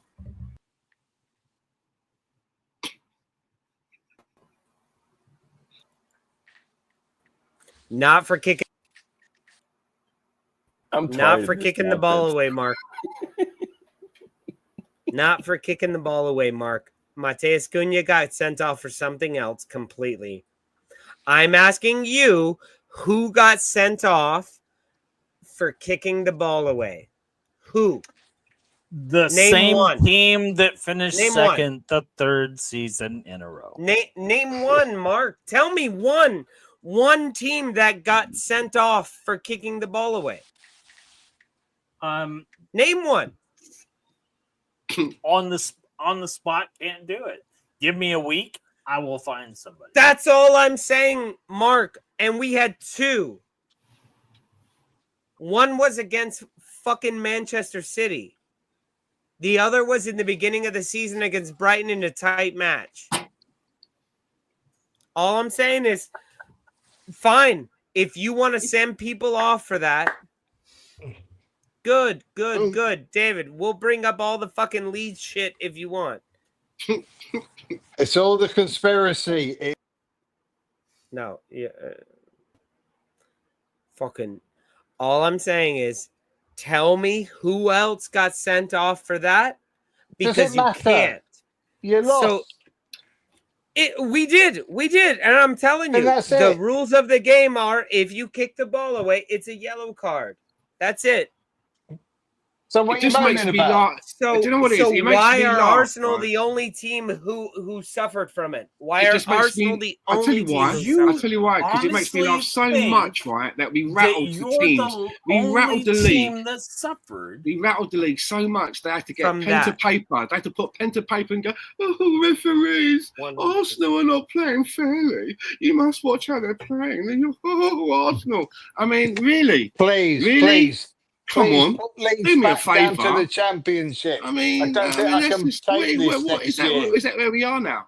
Where they're writing letters like, No, but crying about, but Dave, "Oh, you gotta watch take your Arsenal." club out of it. Is Take that your actually club rattled out them? of it. Take Living that rent club free. emotion out of it. We're living rent free, man. It's unbelievable. All I'm saying is, all you have to show me is one other instance of somebody being sent off from kicking the ball away. One other instance. That's all I'm asking for. Okay, can I just say? And you can't on do that- it. On that point, Lolo, a couple of years, well, 3 years ago, I think it was now, you came to a Leeds game at Ellen Road. What happened in that game? Red card. Shitty red Yeah, card. there you go. Why? Because he obstructed a free kick being taken. There you go. There's an example. It happens. Thank you, David. So fucking There's 3 an years example. ago, No, in a that's an Villa example that I can versus think Leeds of match. that There you you go. saw Thank with your you. own eyes. Thank you, David. And I will take that. I will take that and I will listen to that. I don't know if y'all can like focus in on this. Oh, but he's going on his screensaver again. that's Ellen Road. Make It sure is it's the my right website. screensaver. So free kick happened, and that's my screensaver. Sorry. That's what Next I'm time you saying come over, Mark, is, we're going to Molyneux. listen, we had 2 matches where players were sent off. Not just a yellow card, but But they fucking didn't cost you the second yellow. league. They didn't cost you the league. No, sure. So Sure. it doesn't matter. All I'm saying is, Mm. Liverpool didn't get those calls against them. Mm. And then there are 6 or 7 different Virgil van Dijk elbows to the face of Anthony Gordon. Yep. Not even a foul. You ever Which watch should have been- it was in the Arsenal box. play off the ball? They are But grabbing. Mark, I- get rid of your Arsenal bias and let's just talk about football. I'll definitely give you that football. on Van Dijk. We Van were Dijk over-ref gets this away season. with Van Van murder. Dijk is a twat. He gets Can away you guys with not murder. agree that Van Dijk is a twat and he gets away with shit?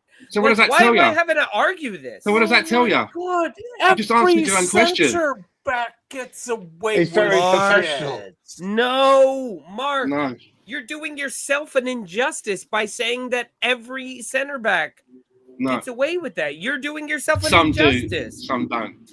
A lot do. Some do and some don't. Name- and Mark, name A lot your one- team is the Name Mark, one your center team is back the team that doesn't gets grab. Mark, your team is the team that gets fucked by the Premier League referees the most. I'm not arguing that. I'm I saying, want to hear how can you one not center back realize? that doesn't grab? Okay, so Mark, you're arguing for everybody is fine. So I never want you to I never want to hear another this call win against us, because every single week is it's Wolves, it's Wolves, it's Wolves, it's Wolves. And you're not wrong, because I watched those games and they are shit. And they are refereed shit.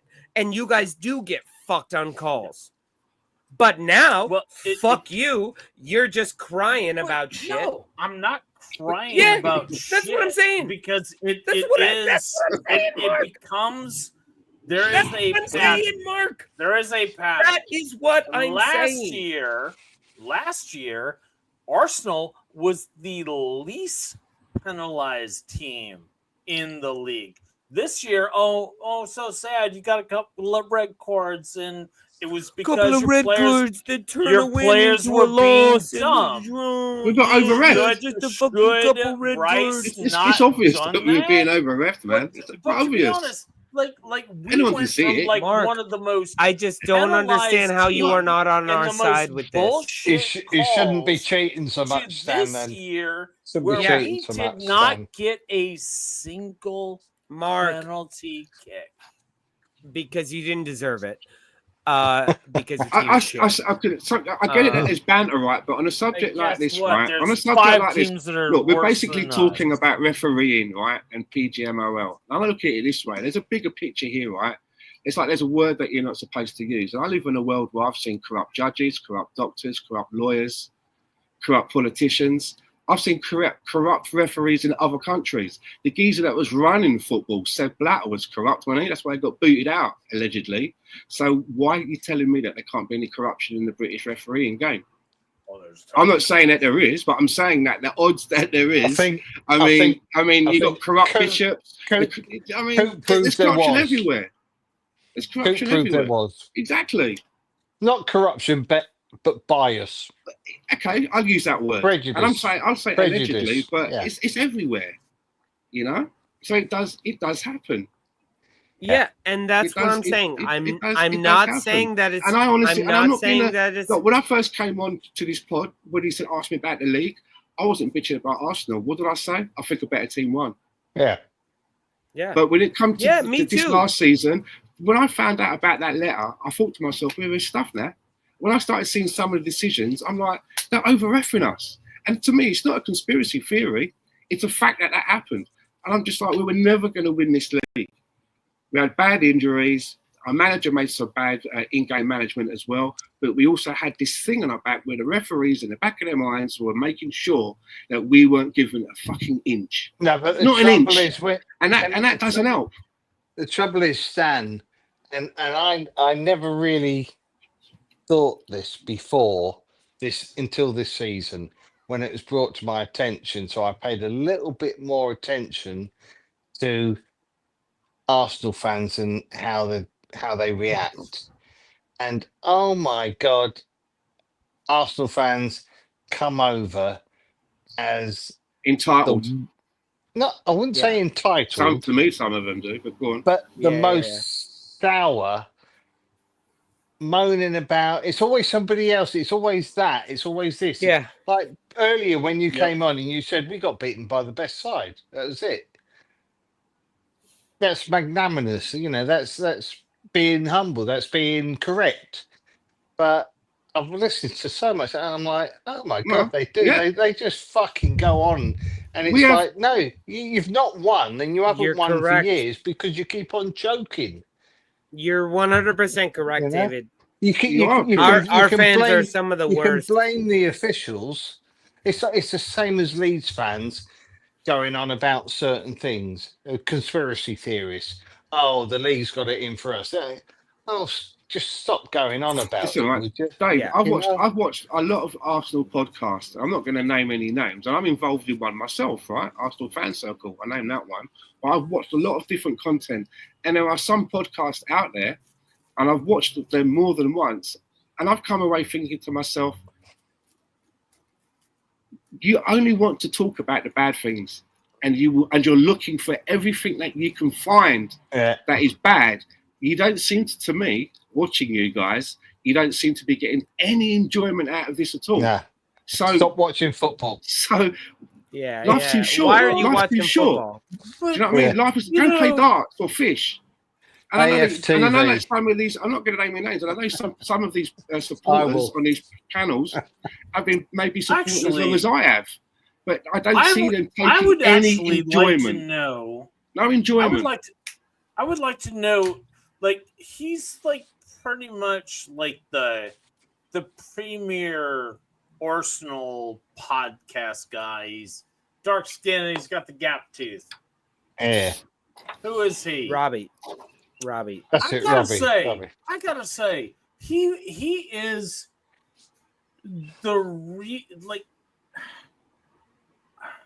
my problem with Arsenal fans is they are never at fault for their losses, and he perpetuates that. It's never. Mark, he's not as bad as he was. It's never like, oh, well, we lost today, Mark, and we lost to the better team. Mark, I can't tell you how proud I am of you. But Mark, what he does is just like, oh, if it wasn't for the fucking referees and Arteta's substitutions, well, no man time this. I would say Mark, this. I can't tell you how. Mark, I can't tell you how proud I am of you for saying the guy with the teeth and not saying AFTV, because it's a fucking AFTV. He started AFTV and that is that. And Mark and David and everybody, I'm not in the camp of Arsenal did everything right. I am not in the camp of that. I understand where we failed, and to be honest, this season we didn't deserve to win the league, and Liverpool 1,000 million billion% deserve to win the league. Okay. So I'm not saying that. Let me throw this out there. I am just saying. I'm going to ask the two Arsenal fans, and I'm going to throw David in there too, because he watches football as well as we all do. What was Arsenal's biggest downfall? Every year you've got people like Robbie and you've got people like Arteta saying, we're going to win, we're going to win, we're going to win. Where did Arsenal go wrong? Recruiting. Yeah, we had nobody to fill in for our spots. We have a brilliant starting 11. We have a brilliant starting 11 that should win the league. Nah, and we have zero backup. You don't have a brilliant. That's the problem. You have a very good. We have a solid 11. You're correct. We don't have a brilliant. You're correct, David. You don't have a brilliant. We have a solid starting 11 that should be this year, especially should have been able to win the league, but we don't have the backups. The fact that we're playing the second half of the season with our 6 as our 9 earlier on in the season, Lolo. If you remember, I was like, what is this about? What's his name? I can't even think of his name. Begins with K. Forward for you lot. Canu. I have it. That's it. And I was saying, He's crap. I mean, yeah, he was going through a purple patch at the time, and you were raving about him. I'm like, but it won't last. He's not that good. And Marino and fills in this for is him. the problem. This is the problem with the Arsenal. We've all known it for years. They needed two good strikers, not one. They need two good strikers up front, and they've had dross up front for a side in the top four, or top three, shall we say. They have had dross strikers for far too long. That's why you've not won any trophies. Yep. I'm going to just add to that. The thing that bothers me the most is that you have a manager when you lose tell the world we were better. And I think that kind of leads into the team. Not necessarily the Gabriel Megalegs and the Salibas, but maybe the Miles Scullys and the Nweri, who's like, oh, we were better. We didn't win, but we were better. Your manager is hammering that message, saying that what you did, which didn't win fuck all, is better than the team. Can I take this one? I just want to jump in on that, and I think you'll agree with what I'm going to say, Stan.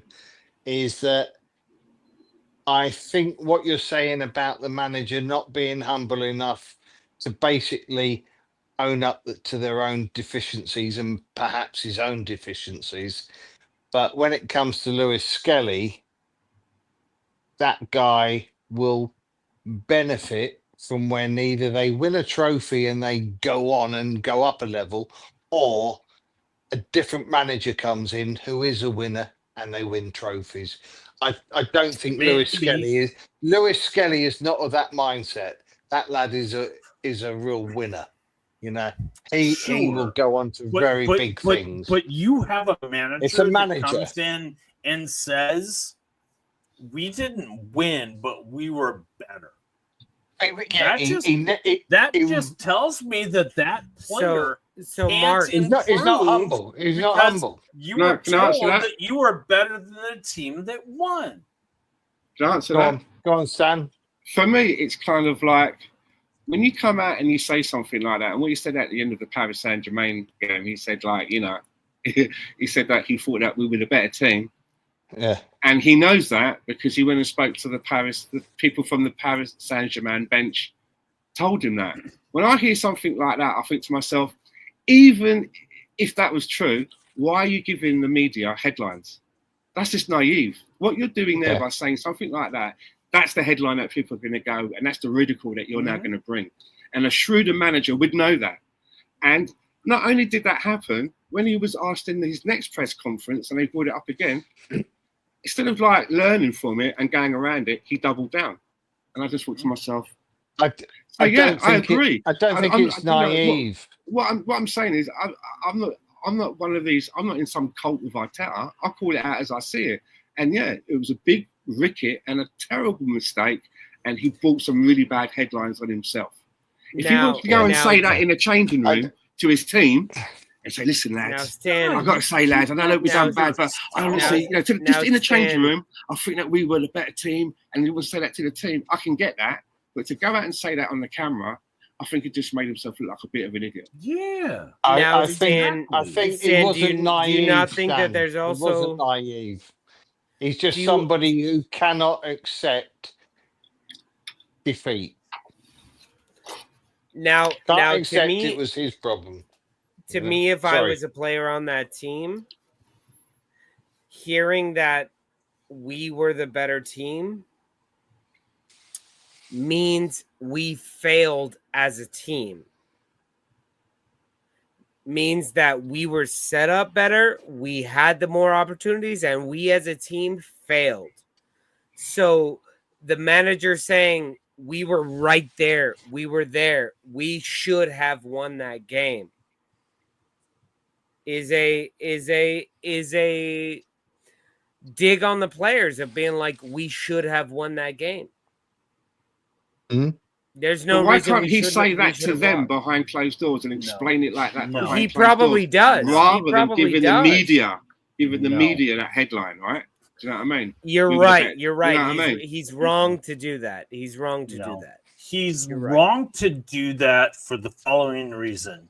You have a 17-year-old in Nweri. You have a young Yeah. guy in Miles Scully. And you're telling them that what you did was better than the other team, but the other team won? How do you reach the next level? You don't. How do you? Because you tell them. Because you tell them, look, son. You have just told that player you were better than the team that won. Because you tell them you were better than them, except that you didn't fucking score a goal. And how do you get better? How do you get better? The thing that Score I a want goal. to hear from Score a I goal. want to hear from Arteta is the better team won. We have to be better. Because I don't believe that. I don't believe that. I still believe that we are a better team than PSG. And that is why you are But in that's second the same and mindset. fourth That's the place. mindset, Lolo. You won't ever But win. if you look at those, if you look at those games, if you look at those games, we had more than enough opportunities to score goals and to win the game, and we didn't. Therefore, he can honestly say we were better. We just didn't fucking score But those you goals. weren't better. No, This and is the we whole weren't better. point. We You weren't better. You're right. No, you weren't. I'm not arguing that don't point with you guys. win You weren't one's better. the loser. I'm not arguing had- that point with you. And You had have chances. lost. And You had to the tell chances. The media and your team and your people around you to say, we were. So, Mark, better should we go the Wolves right? Or should we go the Wolves route? And then we say, no. y'all were all shit. Can I add to this, You were all please? shit. You cannot. My thing is, the two Arteta teams. is saying that. What I'm because- saying is that your what you're saying is manager correct. is telling people and telling the media and telling the world, well, they won, but we were better. It Can I doesn't say do you something? club That any is good. the biggest fucking bullshit message you could ever put out to anyone. So you want Can I- your manager to say we were shit and I'm No. going to sack the whole Let team? me tell you We what we should were have done. Can I beat tell by you? the better team. Let's get better. What he should have done, right? Listen, in this modern age, he should know how social media works and how headlines work. You can't give him anything. He should have just come out and said, look, the better team won. Do you know what I mean? I'm really proud of how the boys did. I really hope, I think that this is the team that's going to go on and win it. So then you're saying, we lost to the ones that are going to win it, you know, but we'll be back again and we'll do better. That's And then it.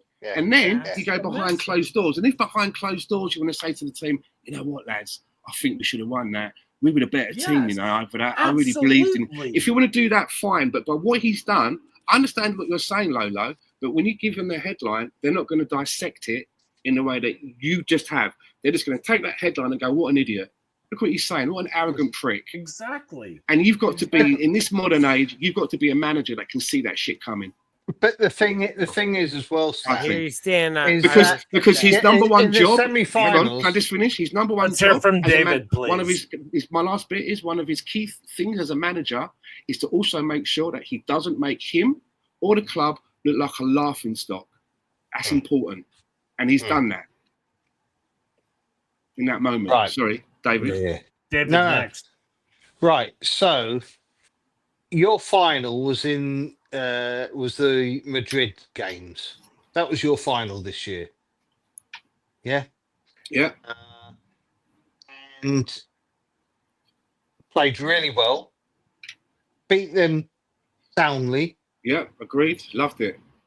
Fair Loved to it. say, Madrid were not the side that they have been in previous years, but you still you beat who's in front of you, and they did what they had to Well, do. I just caveat that when you say they're not the team of recent years, They're still They're not. well, how much do they They're pay for still up Mbappe? there. Yeah, they're Vini still up Jr., there. Rodrigo, Bellingham. no, If they're the still manager up there, can't, what I'm but saying they're is, if the not. manager can't set them up right, that doesn't Yeah. make them a lesser team. Quality-wise, let's have it right. Quality-wise, they've got Mbappe, Vini Jr., Rodrigo. They've got Jude Bellingham, and that's Camavinga. This is a quality team. The fact that they're not jigsawing together, that's not our problem. So don't say No, that's what I'm saying. But you said they're not. You said they're not a Madrid team of old, meaning that their quality of players is less than. No. They're not. They're a top players. No, I didn't say. I didn't go on about quality. I said they're not the team that they were a couple of years ago, where they were all gelling in and they were. Okay, tactically then. Okay. Everything a few years ago, you wouldn't have beaten them because they were the best. Or they ground out those results, you know. They might not play for current champions as well. They might not play for current champions means nothing. It's a year past. The last guys to have won it, meaning they can't be that bad. Last season. Okay. Gone. It's gone, you know. What I'm saying, see, I'm not taking what Arsenal, down what Arsenal did. Because they played really well. Thank you. And I enjoyed watching those games. Loved it. Highlight. The games against PSG, Lolo, yes, they did have chances. You didn't score. PSG did score, but they were also the best team as well. They soaked up pressure. Their keeper was good, though, wasn't it? Their keeper was very good, wasn't it, though? Their keeper was very good. Yeah, exactly. And he's probably the best keeper in the world. And he has been for a couple of years. So it's a sum of parts, isn't it? Yeah. And I think Arteta... Exactly. And this is where I'm getting... Well, I want to get onto what you were saying. We lost to the team that will probably go on and win it. Yep. We weren't quite at it today. We didn't have our finishing boots on. Come out and say we were the best side. Totally agree. No, that's just bullshit. Bit arrogant, isn't it? Oh, it is arrogant. It is arrogant, and it's not taking responsibility. It's not, and he doesn't need to take. Put the players. He doesn't need to throw the players under the bus, but that's where a good manager protects the players, and as you say, he will be very diplomatic. They were the better side tonight. Their finishing was very clinical. We just came up short a little bit, but we'll be there. We'll be there next year. This is a learning curve for us. Blah blah blah blah blah. 100%. It's not difficult. And then if you want to go and change, change your him and big him up, do that. But Arteta hasn't got that in him. Nah. He's young, man. He just started. So we'll see if he learns from this. In 5 years, man. We'll see if he learns from this. I'm going to chime in here. He's never been here before. He's had a lot of interviews, though. Listen, he's got one more season. One more season. If he doesn't win anything next year, get rid of him. I still think they probably hold on to him. No, next season is it. No. For me, again, but anyway, it's all about the manner of the loss, isn't it? For me. Guys, we're at like 3 hours. I really want to offer my opinion on Arsenal and my expectations is that when I watch Arsenal play, when they are clicking, it is a joy. It is pure fucking football. It's the attack, it's the defense, it's the counterattack. And I actually sometimes forego my own club to watch Arsenal play because it's just it's just a little more exciting. What I don't understand is that Arsenal hasn't gotten it done. I don't understand why a team that brought in Kai Havertz, that brought in Trossard, that brought in Declan Rice, that brought in all these fucking players, and they still can't get it done. It is so frustrating because, to be honest, and I'm gonna leg into this that I haven't watched a whole lot of football, but I watched a lot of football. Whatever. But their brand of football, how they play and how smooth and how so complete that Arsenal is. Let's be honest, y'all in the comments, Arsenal's fun that's a fun watch. You're not going to be disappointed if you're watching Arsenal. But the fact that they can't get over the finish line playing so goddamn well. I think BX baffles me. BX gonna hit the nail on absolutely the head. baffles me. This is truly, if I'm going to be Arteta, they are the best fucking team in the league. Mark, yet, BX gonna they knock don't the nail do on the anything. head. What did BX say? Mark, BX said when Villa went out to PSG, they went down fighting. Mm-hmm. When Arsenal went out, they went out with a little bit of a whimper. And that is, unfortunately... Well, I don't think you watched the match, Mark. then. You asked a question, Mark. You said, why can't Arsenal You didn't watch the match if that's what you think. No, they did. But they did. No. Go ahead, Stan. They did. We had hundreds of chances at the goal. You had chances. We just didn't fucking put one in. There wasn't the fight like there was with Villa. Villa gave them a far harder game than Villa didn't do it until the last 30 minutes. We did it in the beginning 30 minutes, and we just didn't score. You guys lost. We just didn't score. Mark, shut the fuck up. We lost to West Ham. It's only right because it's true. Because we're not even fucking talking about that. Let me ask Mark's question. Fucking championship. Go on. Champions League. Dan? You asked why Arsenal have not been able to get it done. Well, we haven't been able to get it over the line. So for the last 3 seasons, we've finished in second place. We're just talking about the league, right? We finished in second place 3 times. Now, those first 2 times that we finished second, we were up against the machine that was Man City. And everybody, no matter what league or where you were from or watching it, they were unstoppable. And again, some of the numbers that we finished on, would usually win you a league quite comfortably. But we had to go up against Man City. The season just gone, when Man City dropped away, and again, I mentioned it before, I do believe one of the reasons that we never got it over the line this season, we were being over-reffed and getting some decisions that I think were dodgy. We've already discussed that. But we also had some key injuries to some players that usually put up a lot of goals. Saka, Odegaard. And Odegaard's had a stinker of a season before he's put up good numbers. And we had to go over the line using a midfielder as a striker because we had no options. And again, these are bad decisions by us.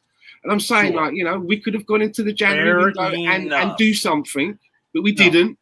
We could have maybe gone for Ollie Watkins, but there are circumstances of why this is. And let me just say, as an Arsenal fan, seeing Man City fall away so badly, and then seeing Liverpool with a fresh manager come in and hardly spend anything on the team and use the same team that Klopp basically had and win it, you don't think that hurts me? Of course it does. It kills me. No. I'm like, this should have been the one, right? I completely understand. It reminds me of that season when Leicester won. That's another one that hurt because we should have won that one as well. So, but that's the way it is.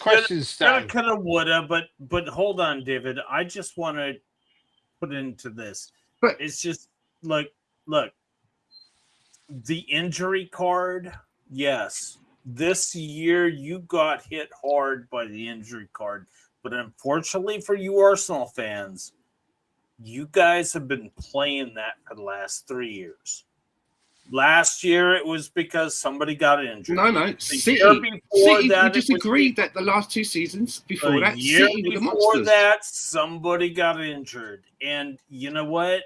You can't use that anymore. You can't. You're not listening to what Stan is saying, Mark. I am listening No, because you're he not. said that this season last season it was because of Yeah. injuries. No, 2 seasons the year before before that. that, And he Saliba, said you know, because of and injuries. last goes season on. and the season year before were because that, it was because Man of City injuries. were fucking beasts. Out of That's the what last 3 Stan seasons, said. we finished second. The first 2. Okay, so No. you're saying the only years reason Man ago- City won the league is because of Arsenal's injuries? No, You're That's saying what that. Arsenal fans No, say. that's what you're saying. I like that. Stan and I are not like saying that. I see where you're Well, going. Stan and I You are said a very small sample size. all of you want, Arsenal but fans. that is a sample I size bet that is on guy this show, from Mark. the Tucker might say, "What? Mark, You should have had." Here's the- fucking Here's the Christ. question. Stan Here's the is question. saying the last 2 seasons we were up against the beast that was Man City, and they beat us with They're points good, that yeah. would win just about every season. Yeah. This season they would have won it 10 weeks before the season ended with those points. Yeah. What he's saying is, yes, we had injuries, but this was the season that everything worked out, and we had more injuries than we had in the previous seasons, and we had more debilitating injuries. And we didn't back we're ourselves. saying And we didn't back anything ourselves in the about that. market. Oh, And we good didn't point, back ourselves good in the point. market. Good point. Here we go. David? Can I jump in? Please jump in, David. Oh, for the Man love of God. City. How has their season been? Great. It was They finished horrible, third. and then it was great. Well, they've So won no for them, silverware. they should be so for them, disappointed. They should be Man disappointed City if should no be silverware. I'm disappointed. talking about the Premier, just the Premier. Disappointing for them. Right. Why? Why did they suffer this year? Injuries. Okay. And Aging, Mary was was and an just aging weird. squad in some places. Imagine. Good. Okay, so aging squad and injuries. The injuries they had to key players. Rodri. That's it. Haaland was Haaland. out for quite a while. De Bruyne. De Bruyne was De Bruyne, out for quite a while. Haaland. Rodri. Rodri hasn't been the same for 3 years. Rodri. No, Rodri out for a long time. De Bruyne. Just stop there. Huge Huh. injuries. Listen, That's like a spine. Listen. You could almost argue that the impact that they had from injuries was probably more profound than the impact that Arsenal had from injuries. But at the end of the season, No. Comparable. You know the reason why? Because only they have 3 more points players behind. to come in of a similar quality when they have those injuries. Whereas when we have those injuries, good point. to someone Yeah, like yeah, yeah. Saka, we have to hope that, okay, is Ethan Waneri going to be able to do it? Do you see And what I'm this- getting at? Meanwhile, they've This had comes Jack back to Grealish what on the you were bench. saying the earlier. entire Man season. City are able to draw from a bigger well when they have injuries. And this comes back to what you said earlier, Stan. Recruitment. Yeah. Recruitment. It's all about recruitment. And this is money, what and I've- funds, and money, I've said, and I money, said earlier on in the season, which they have enough. Arsenal have got money. Arsenal have got plenty of money. They So just- have You don't they- spend it. they So either have don't spend it No. wisely. You Well, do we spend don't- it. well, You don't we- spend it well- wisely. Well, no, we Thank might not you, spend David. it wisely, but we spend it in the correct Kai way, which is Havertz. why we don't have Oh, 115 allegations against us. Lord. You know what I mean? They have. Let's wait until we see what comes out with that. I'm sorry. But you know, it's How much money are you paying on Kepa? Like really? You need Kepa as Trossard. a backup? Trossard blows hot and cold. Oh yeah, He's I agree or with you. Trossard? Agree with God, you. Trossard. When But look when at he it- first but look at came it in, this Talking way. about Martinelli. when look they at it got this in way, the Dave. that season and the second season, yeah, good. But then after that, But Dave, get look rid at of it. him. But Dave, look at it in this situation, right? When we bought Trossard, right? Before Trossard came in, we were going to 25 spend mil. upward of £80 million on Mikhail Mudryk. That's where we were going. And then for And it whatever went to reason, 25. he went to Chelsea, and it was only because Trossard had fallen out of favour and had some, some grief with the manager and wasn't being played, we went, okay.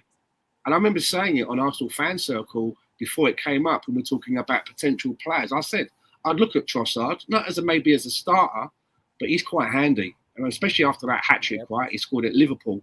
And so we took an opportunity. So we didn't spend 80-odd million on Mudryk. We spent 25 on Trossard. And I think we've had a good return for 25 million. To be fair. 25 Not million. bad. We've had a Not great bad. return. He's scored some great clutch goals, hasn't he? He's come off the bench and done some good clutch Great goals. return for 25 million. His consistency as a starter, questionable. But when he has done some, he has come off the bench at times and scored real vital goals that got us over the line. Do you know what I mean? For 25 million. That's You see, why you brought him I in. look at that from an outside perspective, and I'm like, Yeah, you're not watching them every week, right? Maybe you're not watching it every week. I do watch maybe quite you a are. lot of Arsenal because I have a little soft spot for them. Oh, I do. I might send you a scarf. You can send me a scarf if you wish. I won't wear it. What's the car with it? Yeah, maybe. But no, I just Trossard. As I say, the first season, the second season, a little bit. Nah, after that, he should have gone. They should have got rid of him. I agree. It's time for The us to same move with on from that. the same with Havertz. They've bought different players, and rather than just go, this one's not working, get rid. Yeah. I mean, how many years did they stick with Nketiah? Havertz is scoring goals. Havertz is scoring goals. be- He would have got He's- 15 goals this season if he wasn't injured.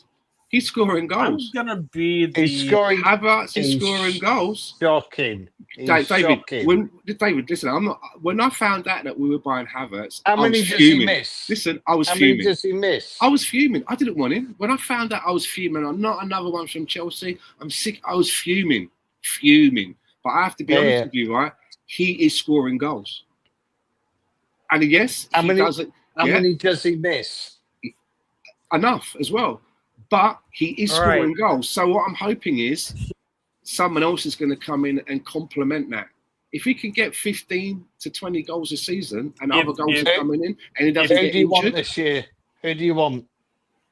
Who's your striker that you want? Because it's a striker you need. Who do you want? See, where I stand on this, right? Everyone's, is looking at, there's two strikers there. It seems to be a two-horse race, right? Either Gyökeres from Portugal or Seško from Leipzig. And when I look at both of those players, my biggest worry is that as good as the numbers are that Gyökeres has at his age, he's doing it in the Portuguese league.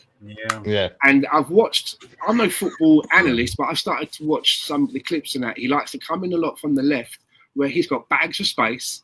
And if there is a defender that he's got to take out of the way that comes into him, he's got a bigger build for it. And I don't think he's going to get that in the Premier League. Now the other one is with Seško. Everyone's saying like he's raw, he's one for the future, he's going to come good, he could be better than this and better than that. My worry is, if we buy that guy, and in 2 years' time, when he starts to look like he's coming good, he might not sign that contract and he'll be sniped up by Madrid or Barcelona. So we didn't get the good out of it. Do you know what I'm getting at?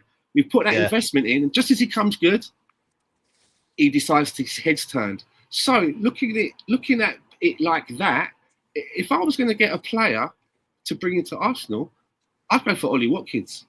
He's a today player. Yep. We want stuff for now. He can put the ball away in the back of the net. He can get at least 15 goals. If he can complement that with a Kai Havertz and other players in the team are scoring goals and Odegaard comes back to form, maybe that's all we need. But I just think there that, not some talk about that in January? Yeah, but we wouldn't. There was a discrepancy on the amount what we wanted to pay and what Villa wanted. But and that was during the Jan Duran whole fiasco. He wasn't they had starting Duran at that time either, was he?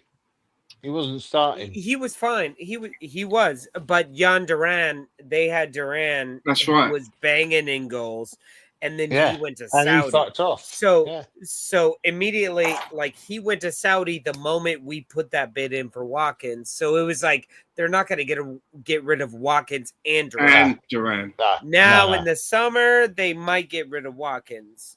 And to me, Watkins on Arsenal, bring it. He's a today player.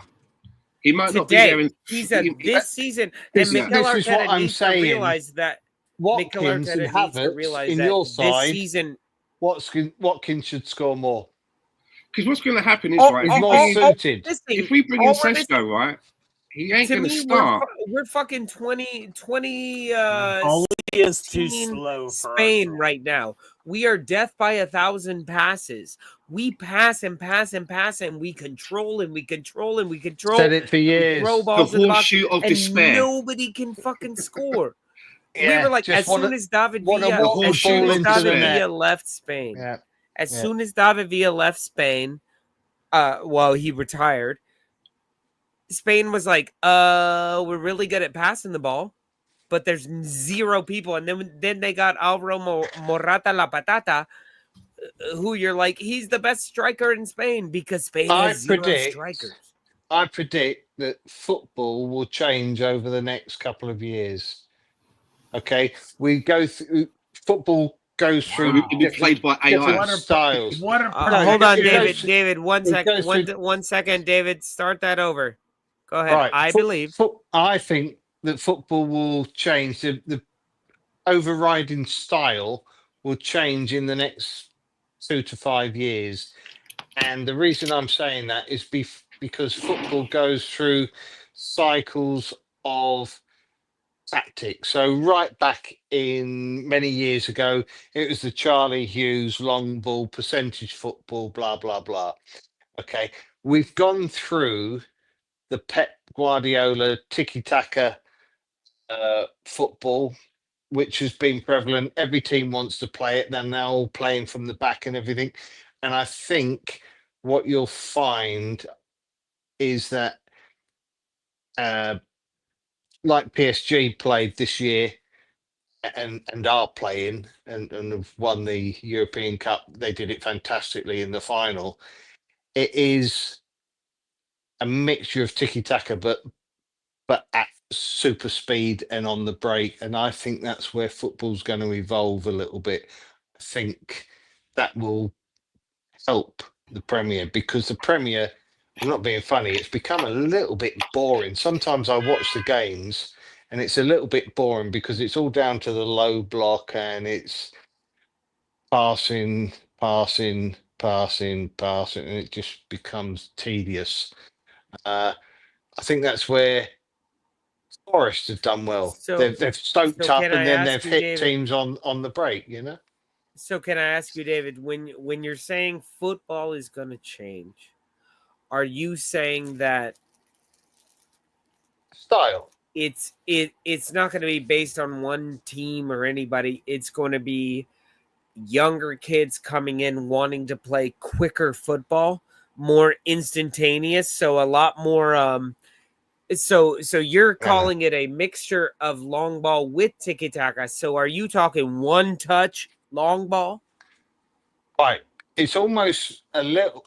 Okay, so if you can imagine, Bielsa's football was man for man. Man for man doesn't work when you're defending because you only have to beat one player and suddenly your defense is knackered. But on the breaking and the movement, and this is the thing that I've noticed with the tactical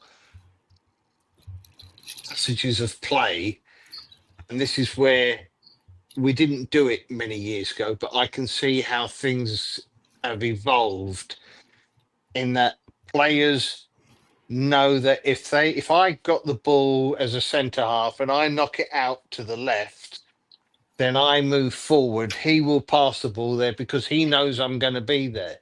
He doesn't need to look. And this has been honed and honed. Robotic is what you're saying. It's systematic football. It's systematic football, but it's a great change to the tiki-taka. David, you know? Here's I don't know if you can see this, but this is a can of worms, and I think you just opened this can of worms because we're talking about something. You're spot on because you're not even talking about just training. Think about PlayStation football. where I don't do any children, of that, so I wouldn't know. Right? No, but children, 3-year-olds, 4-year-olds, 5-year-olds know more about tactical football than old school dudes who have been watching football their whole life because they are playing FIFA 18 hours a day and learning these tactics. And so the world is going to change in football dramatically. But it does. And now it these does anyway. children, yeah.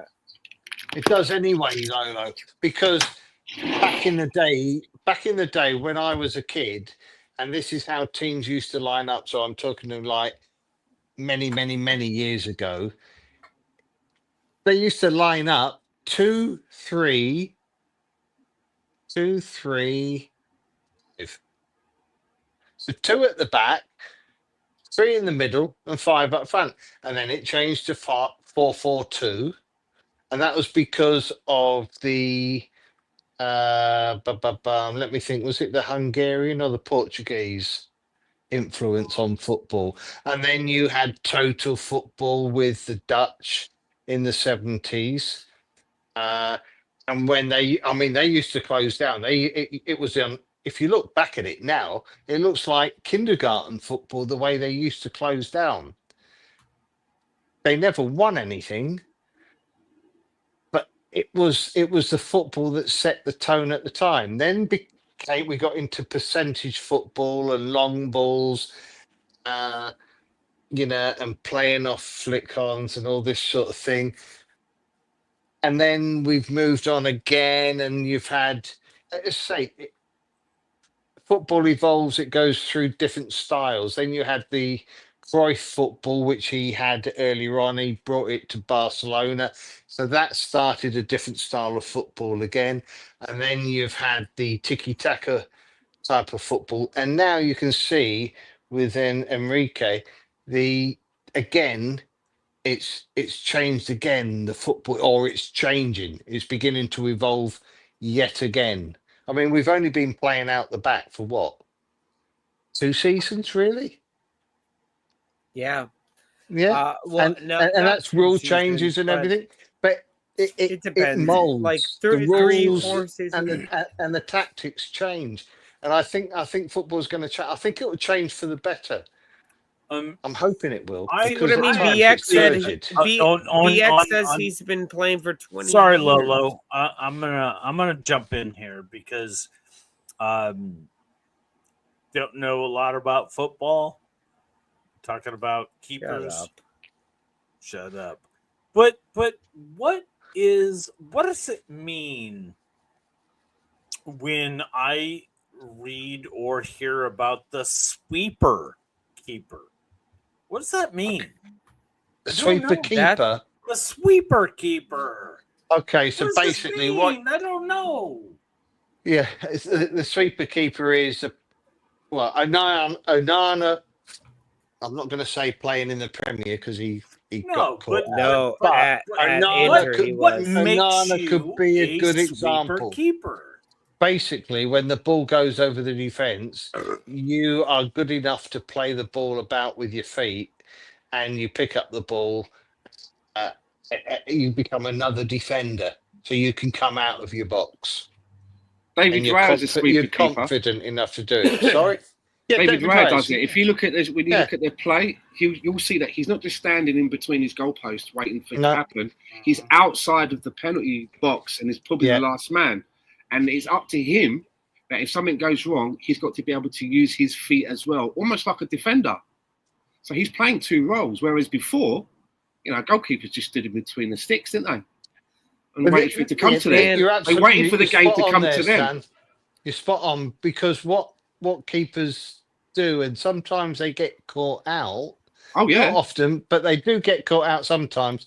If you've got a clever midfielder who has good vision, and he knows the keeper is 10 yards outside his box, which means he's 28 yards off his goal line.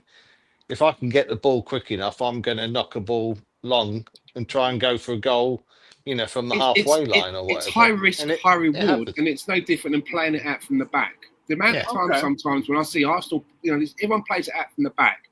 from the goalkeeper out to one of the fullbacks. Fullbacks puts It does now. And sometimes I watch that and I see the opposition team. Is one of the best. I see the opposition team. They're getting closer and closer, and we play. And sometimes I'm just like, stop doing that, because it only takes that one mistake, and the other team is right in on goal. It's high risk, high reward, and it gives me heart attacks. Rhea doesn't make that mistake for Arsenal. But you know what I'm saying? It's possible. It does happen. Outside. Sometimes there's not enough variety. That I would criticize Rhea about, and it is nothing he can help for, is his size. Yeah. If he does an incredible job for that. Aspina, he was tiny. 3 inches bigger, he would be without a doubt the best goalie, the best goalkeeper in all of football. He is like, no, you shouldn't be able to do that. Now there are, I mean, obviously Donnarumma and Courtois. I mean, these are some of the best. Oliver Kahn used to do it. And I wish I could remember everyone, but like they call.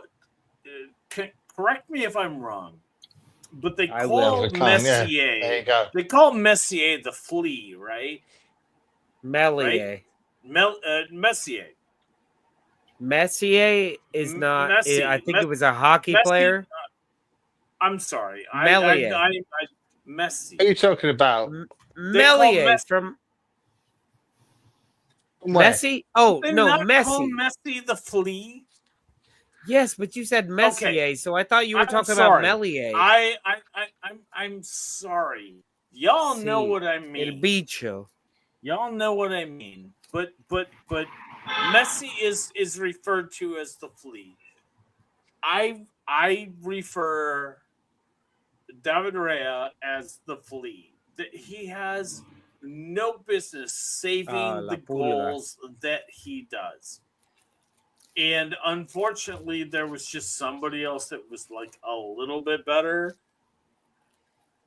But Kappa is never going to see the goal. What the fuck are you talking about right now, Mark? Look, when it comes, didn't Kappa get signed by Arsenal?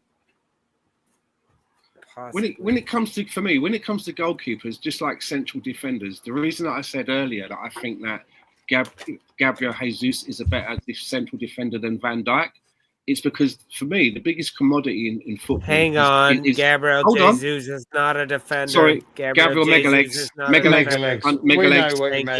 We know what you meant. We got 3 Gabriels at the team, right? But the reason I say that is the biggest commodity in football for me is goals.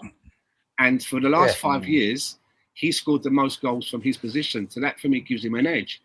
And when I look at goalkeepers, it's similar. It's like usually, I mean, if you look at your goalkeeper for your team, do you expect them to save penalties? You don't. If I'm a manager, I don't expect my goalkeeper to save a penalty as a manager. But for the player taking the penalty, I expect them to get it on target. So if you've got a goalkeeper that saves penalties, that's a bonus. And David Raya saves penalties. How many penalties did Peter Cech save for Arsenal? None. Didn't save any. Save some for Chelsea. Who was the best keeper? I think Raya for me, he's got that added bonus. I know that in a penalty, and if it gets to a penalty, there's a good chance he might save it because he saved quite a few. Yeah, but for me, that gives him an edge. That for me, that's like okay, you might not have the height, but you can save penalties, and no keepers save penalties. I wouldn't put Raya in the same category as Petr Cech, though. No, not for career. No. He's just won the Golden Glove 2 seasons in a row. He could win it if he wins it next season again. But if he wins it next season, if he wins it next season, he'll be the only goalkeeper that have done that. Yeah. Yes. Okay. As much as we like that, why does everyone have to be a Petr Jordan Cech was an or amazing a Peter Cech or a? Can I just say with the guy? keeper Why though, it can't depends they on how be good the their defense own is. guy? Peter Cech was not good for us. Guys, hold on 1 second. I just wanted to say thank you all so much for joining us. We are now past hour 3. I would like to take this backstage. So anybody who wants to join us, feel free to click that link that I sent up above. But we need to no longer be on camera. 3 hours is Cool. way Thanks for more having me than- on, by the way. Can I just say thanks for having We me didn't on? even take a bio good to see break. David I don't know again and what's Mark. going on. Okay, real quick, Mo Master is saying top 3 Balon d'Or. Stan, top 3. Oh my Start from God. 3, go to 1. Mo Salah, Rafinha, Lamau. Woo! David.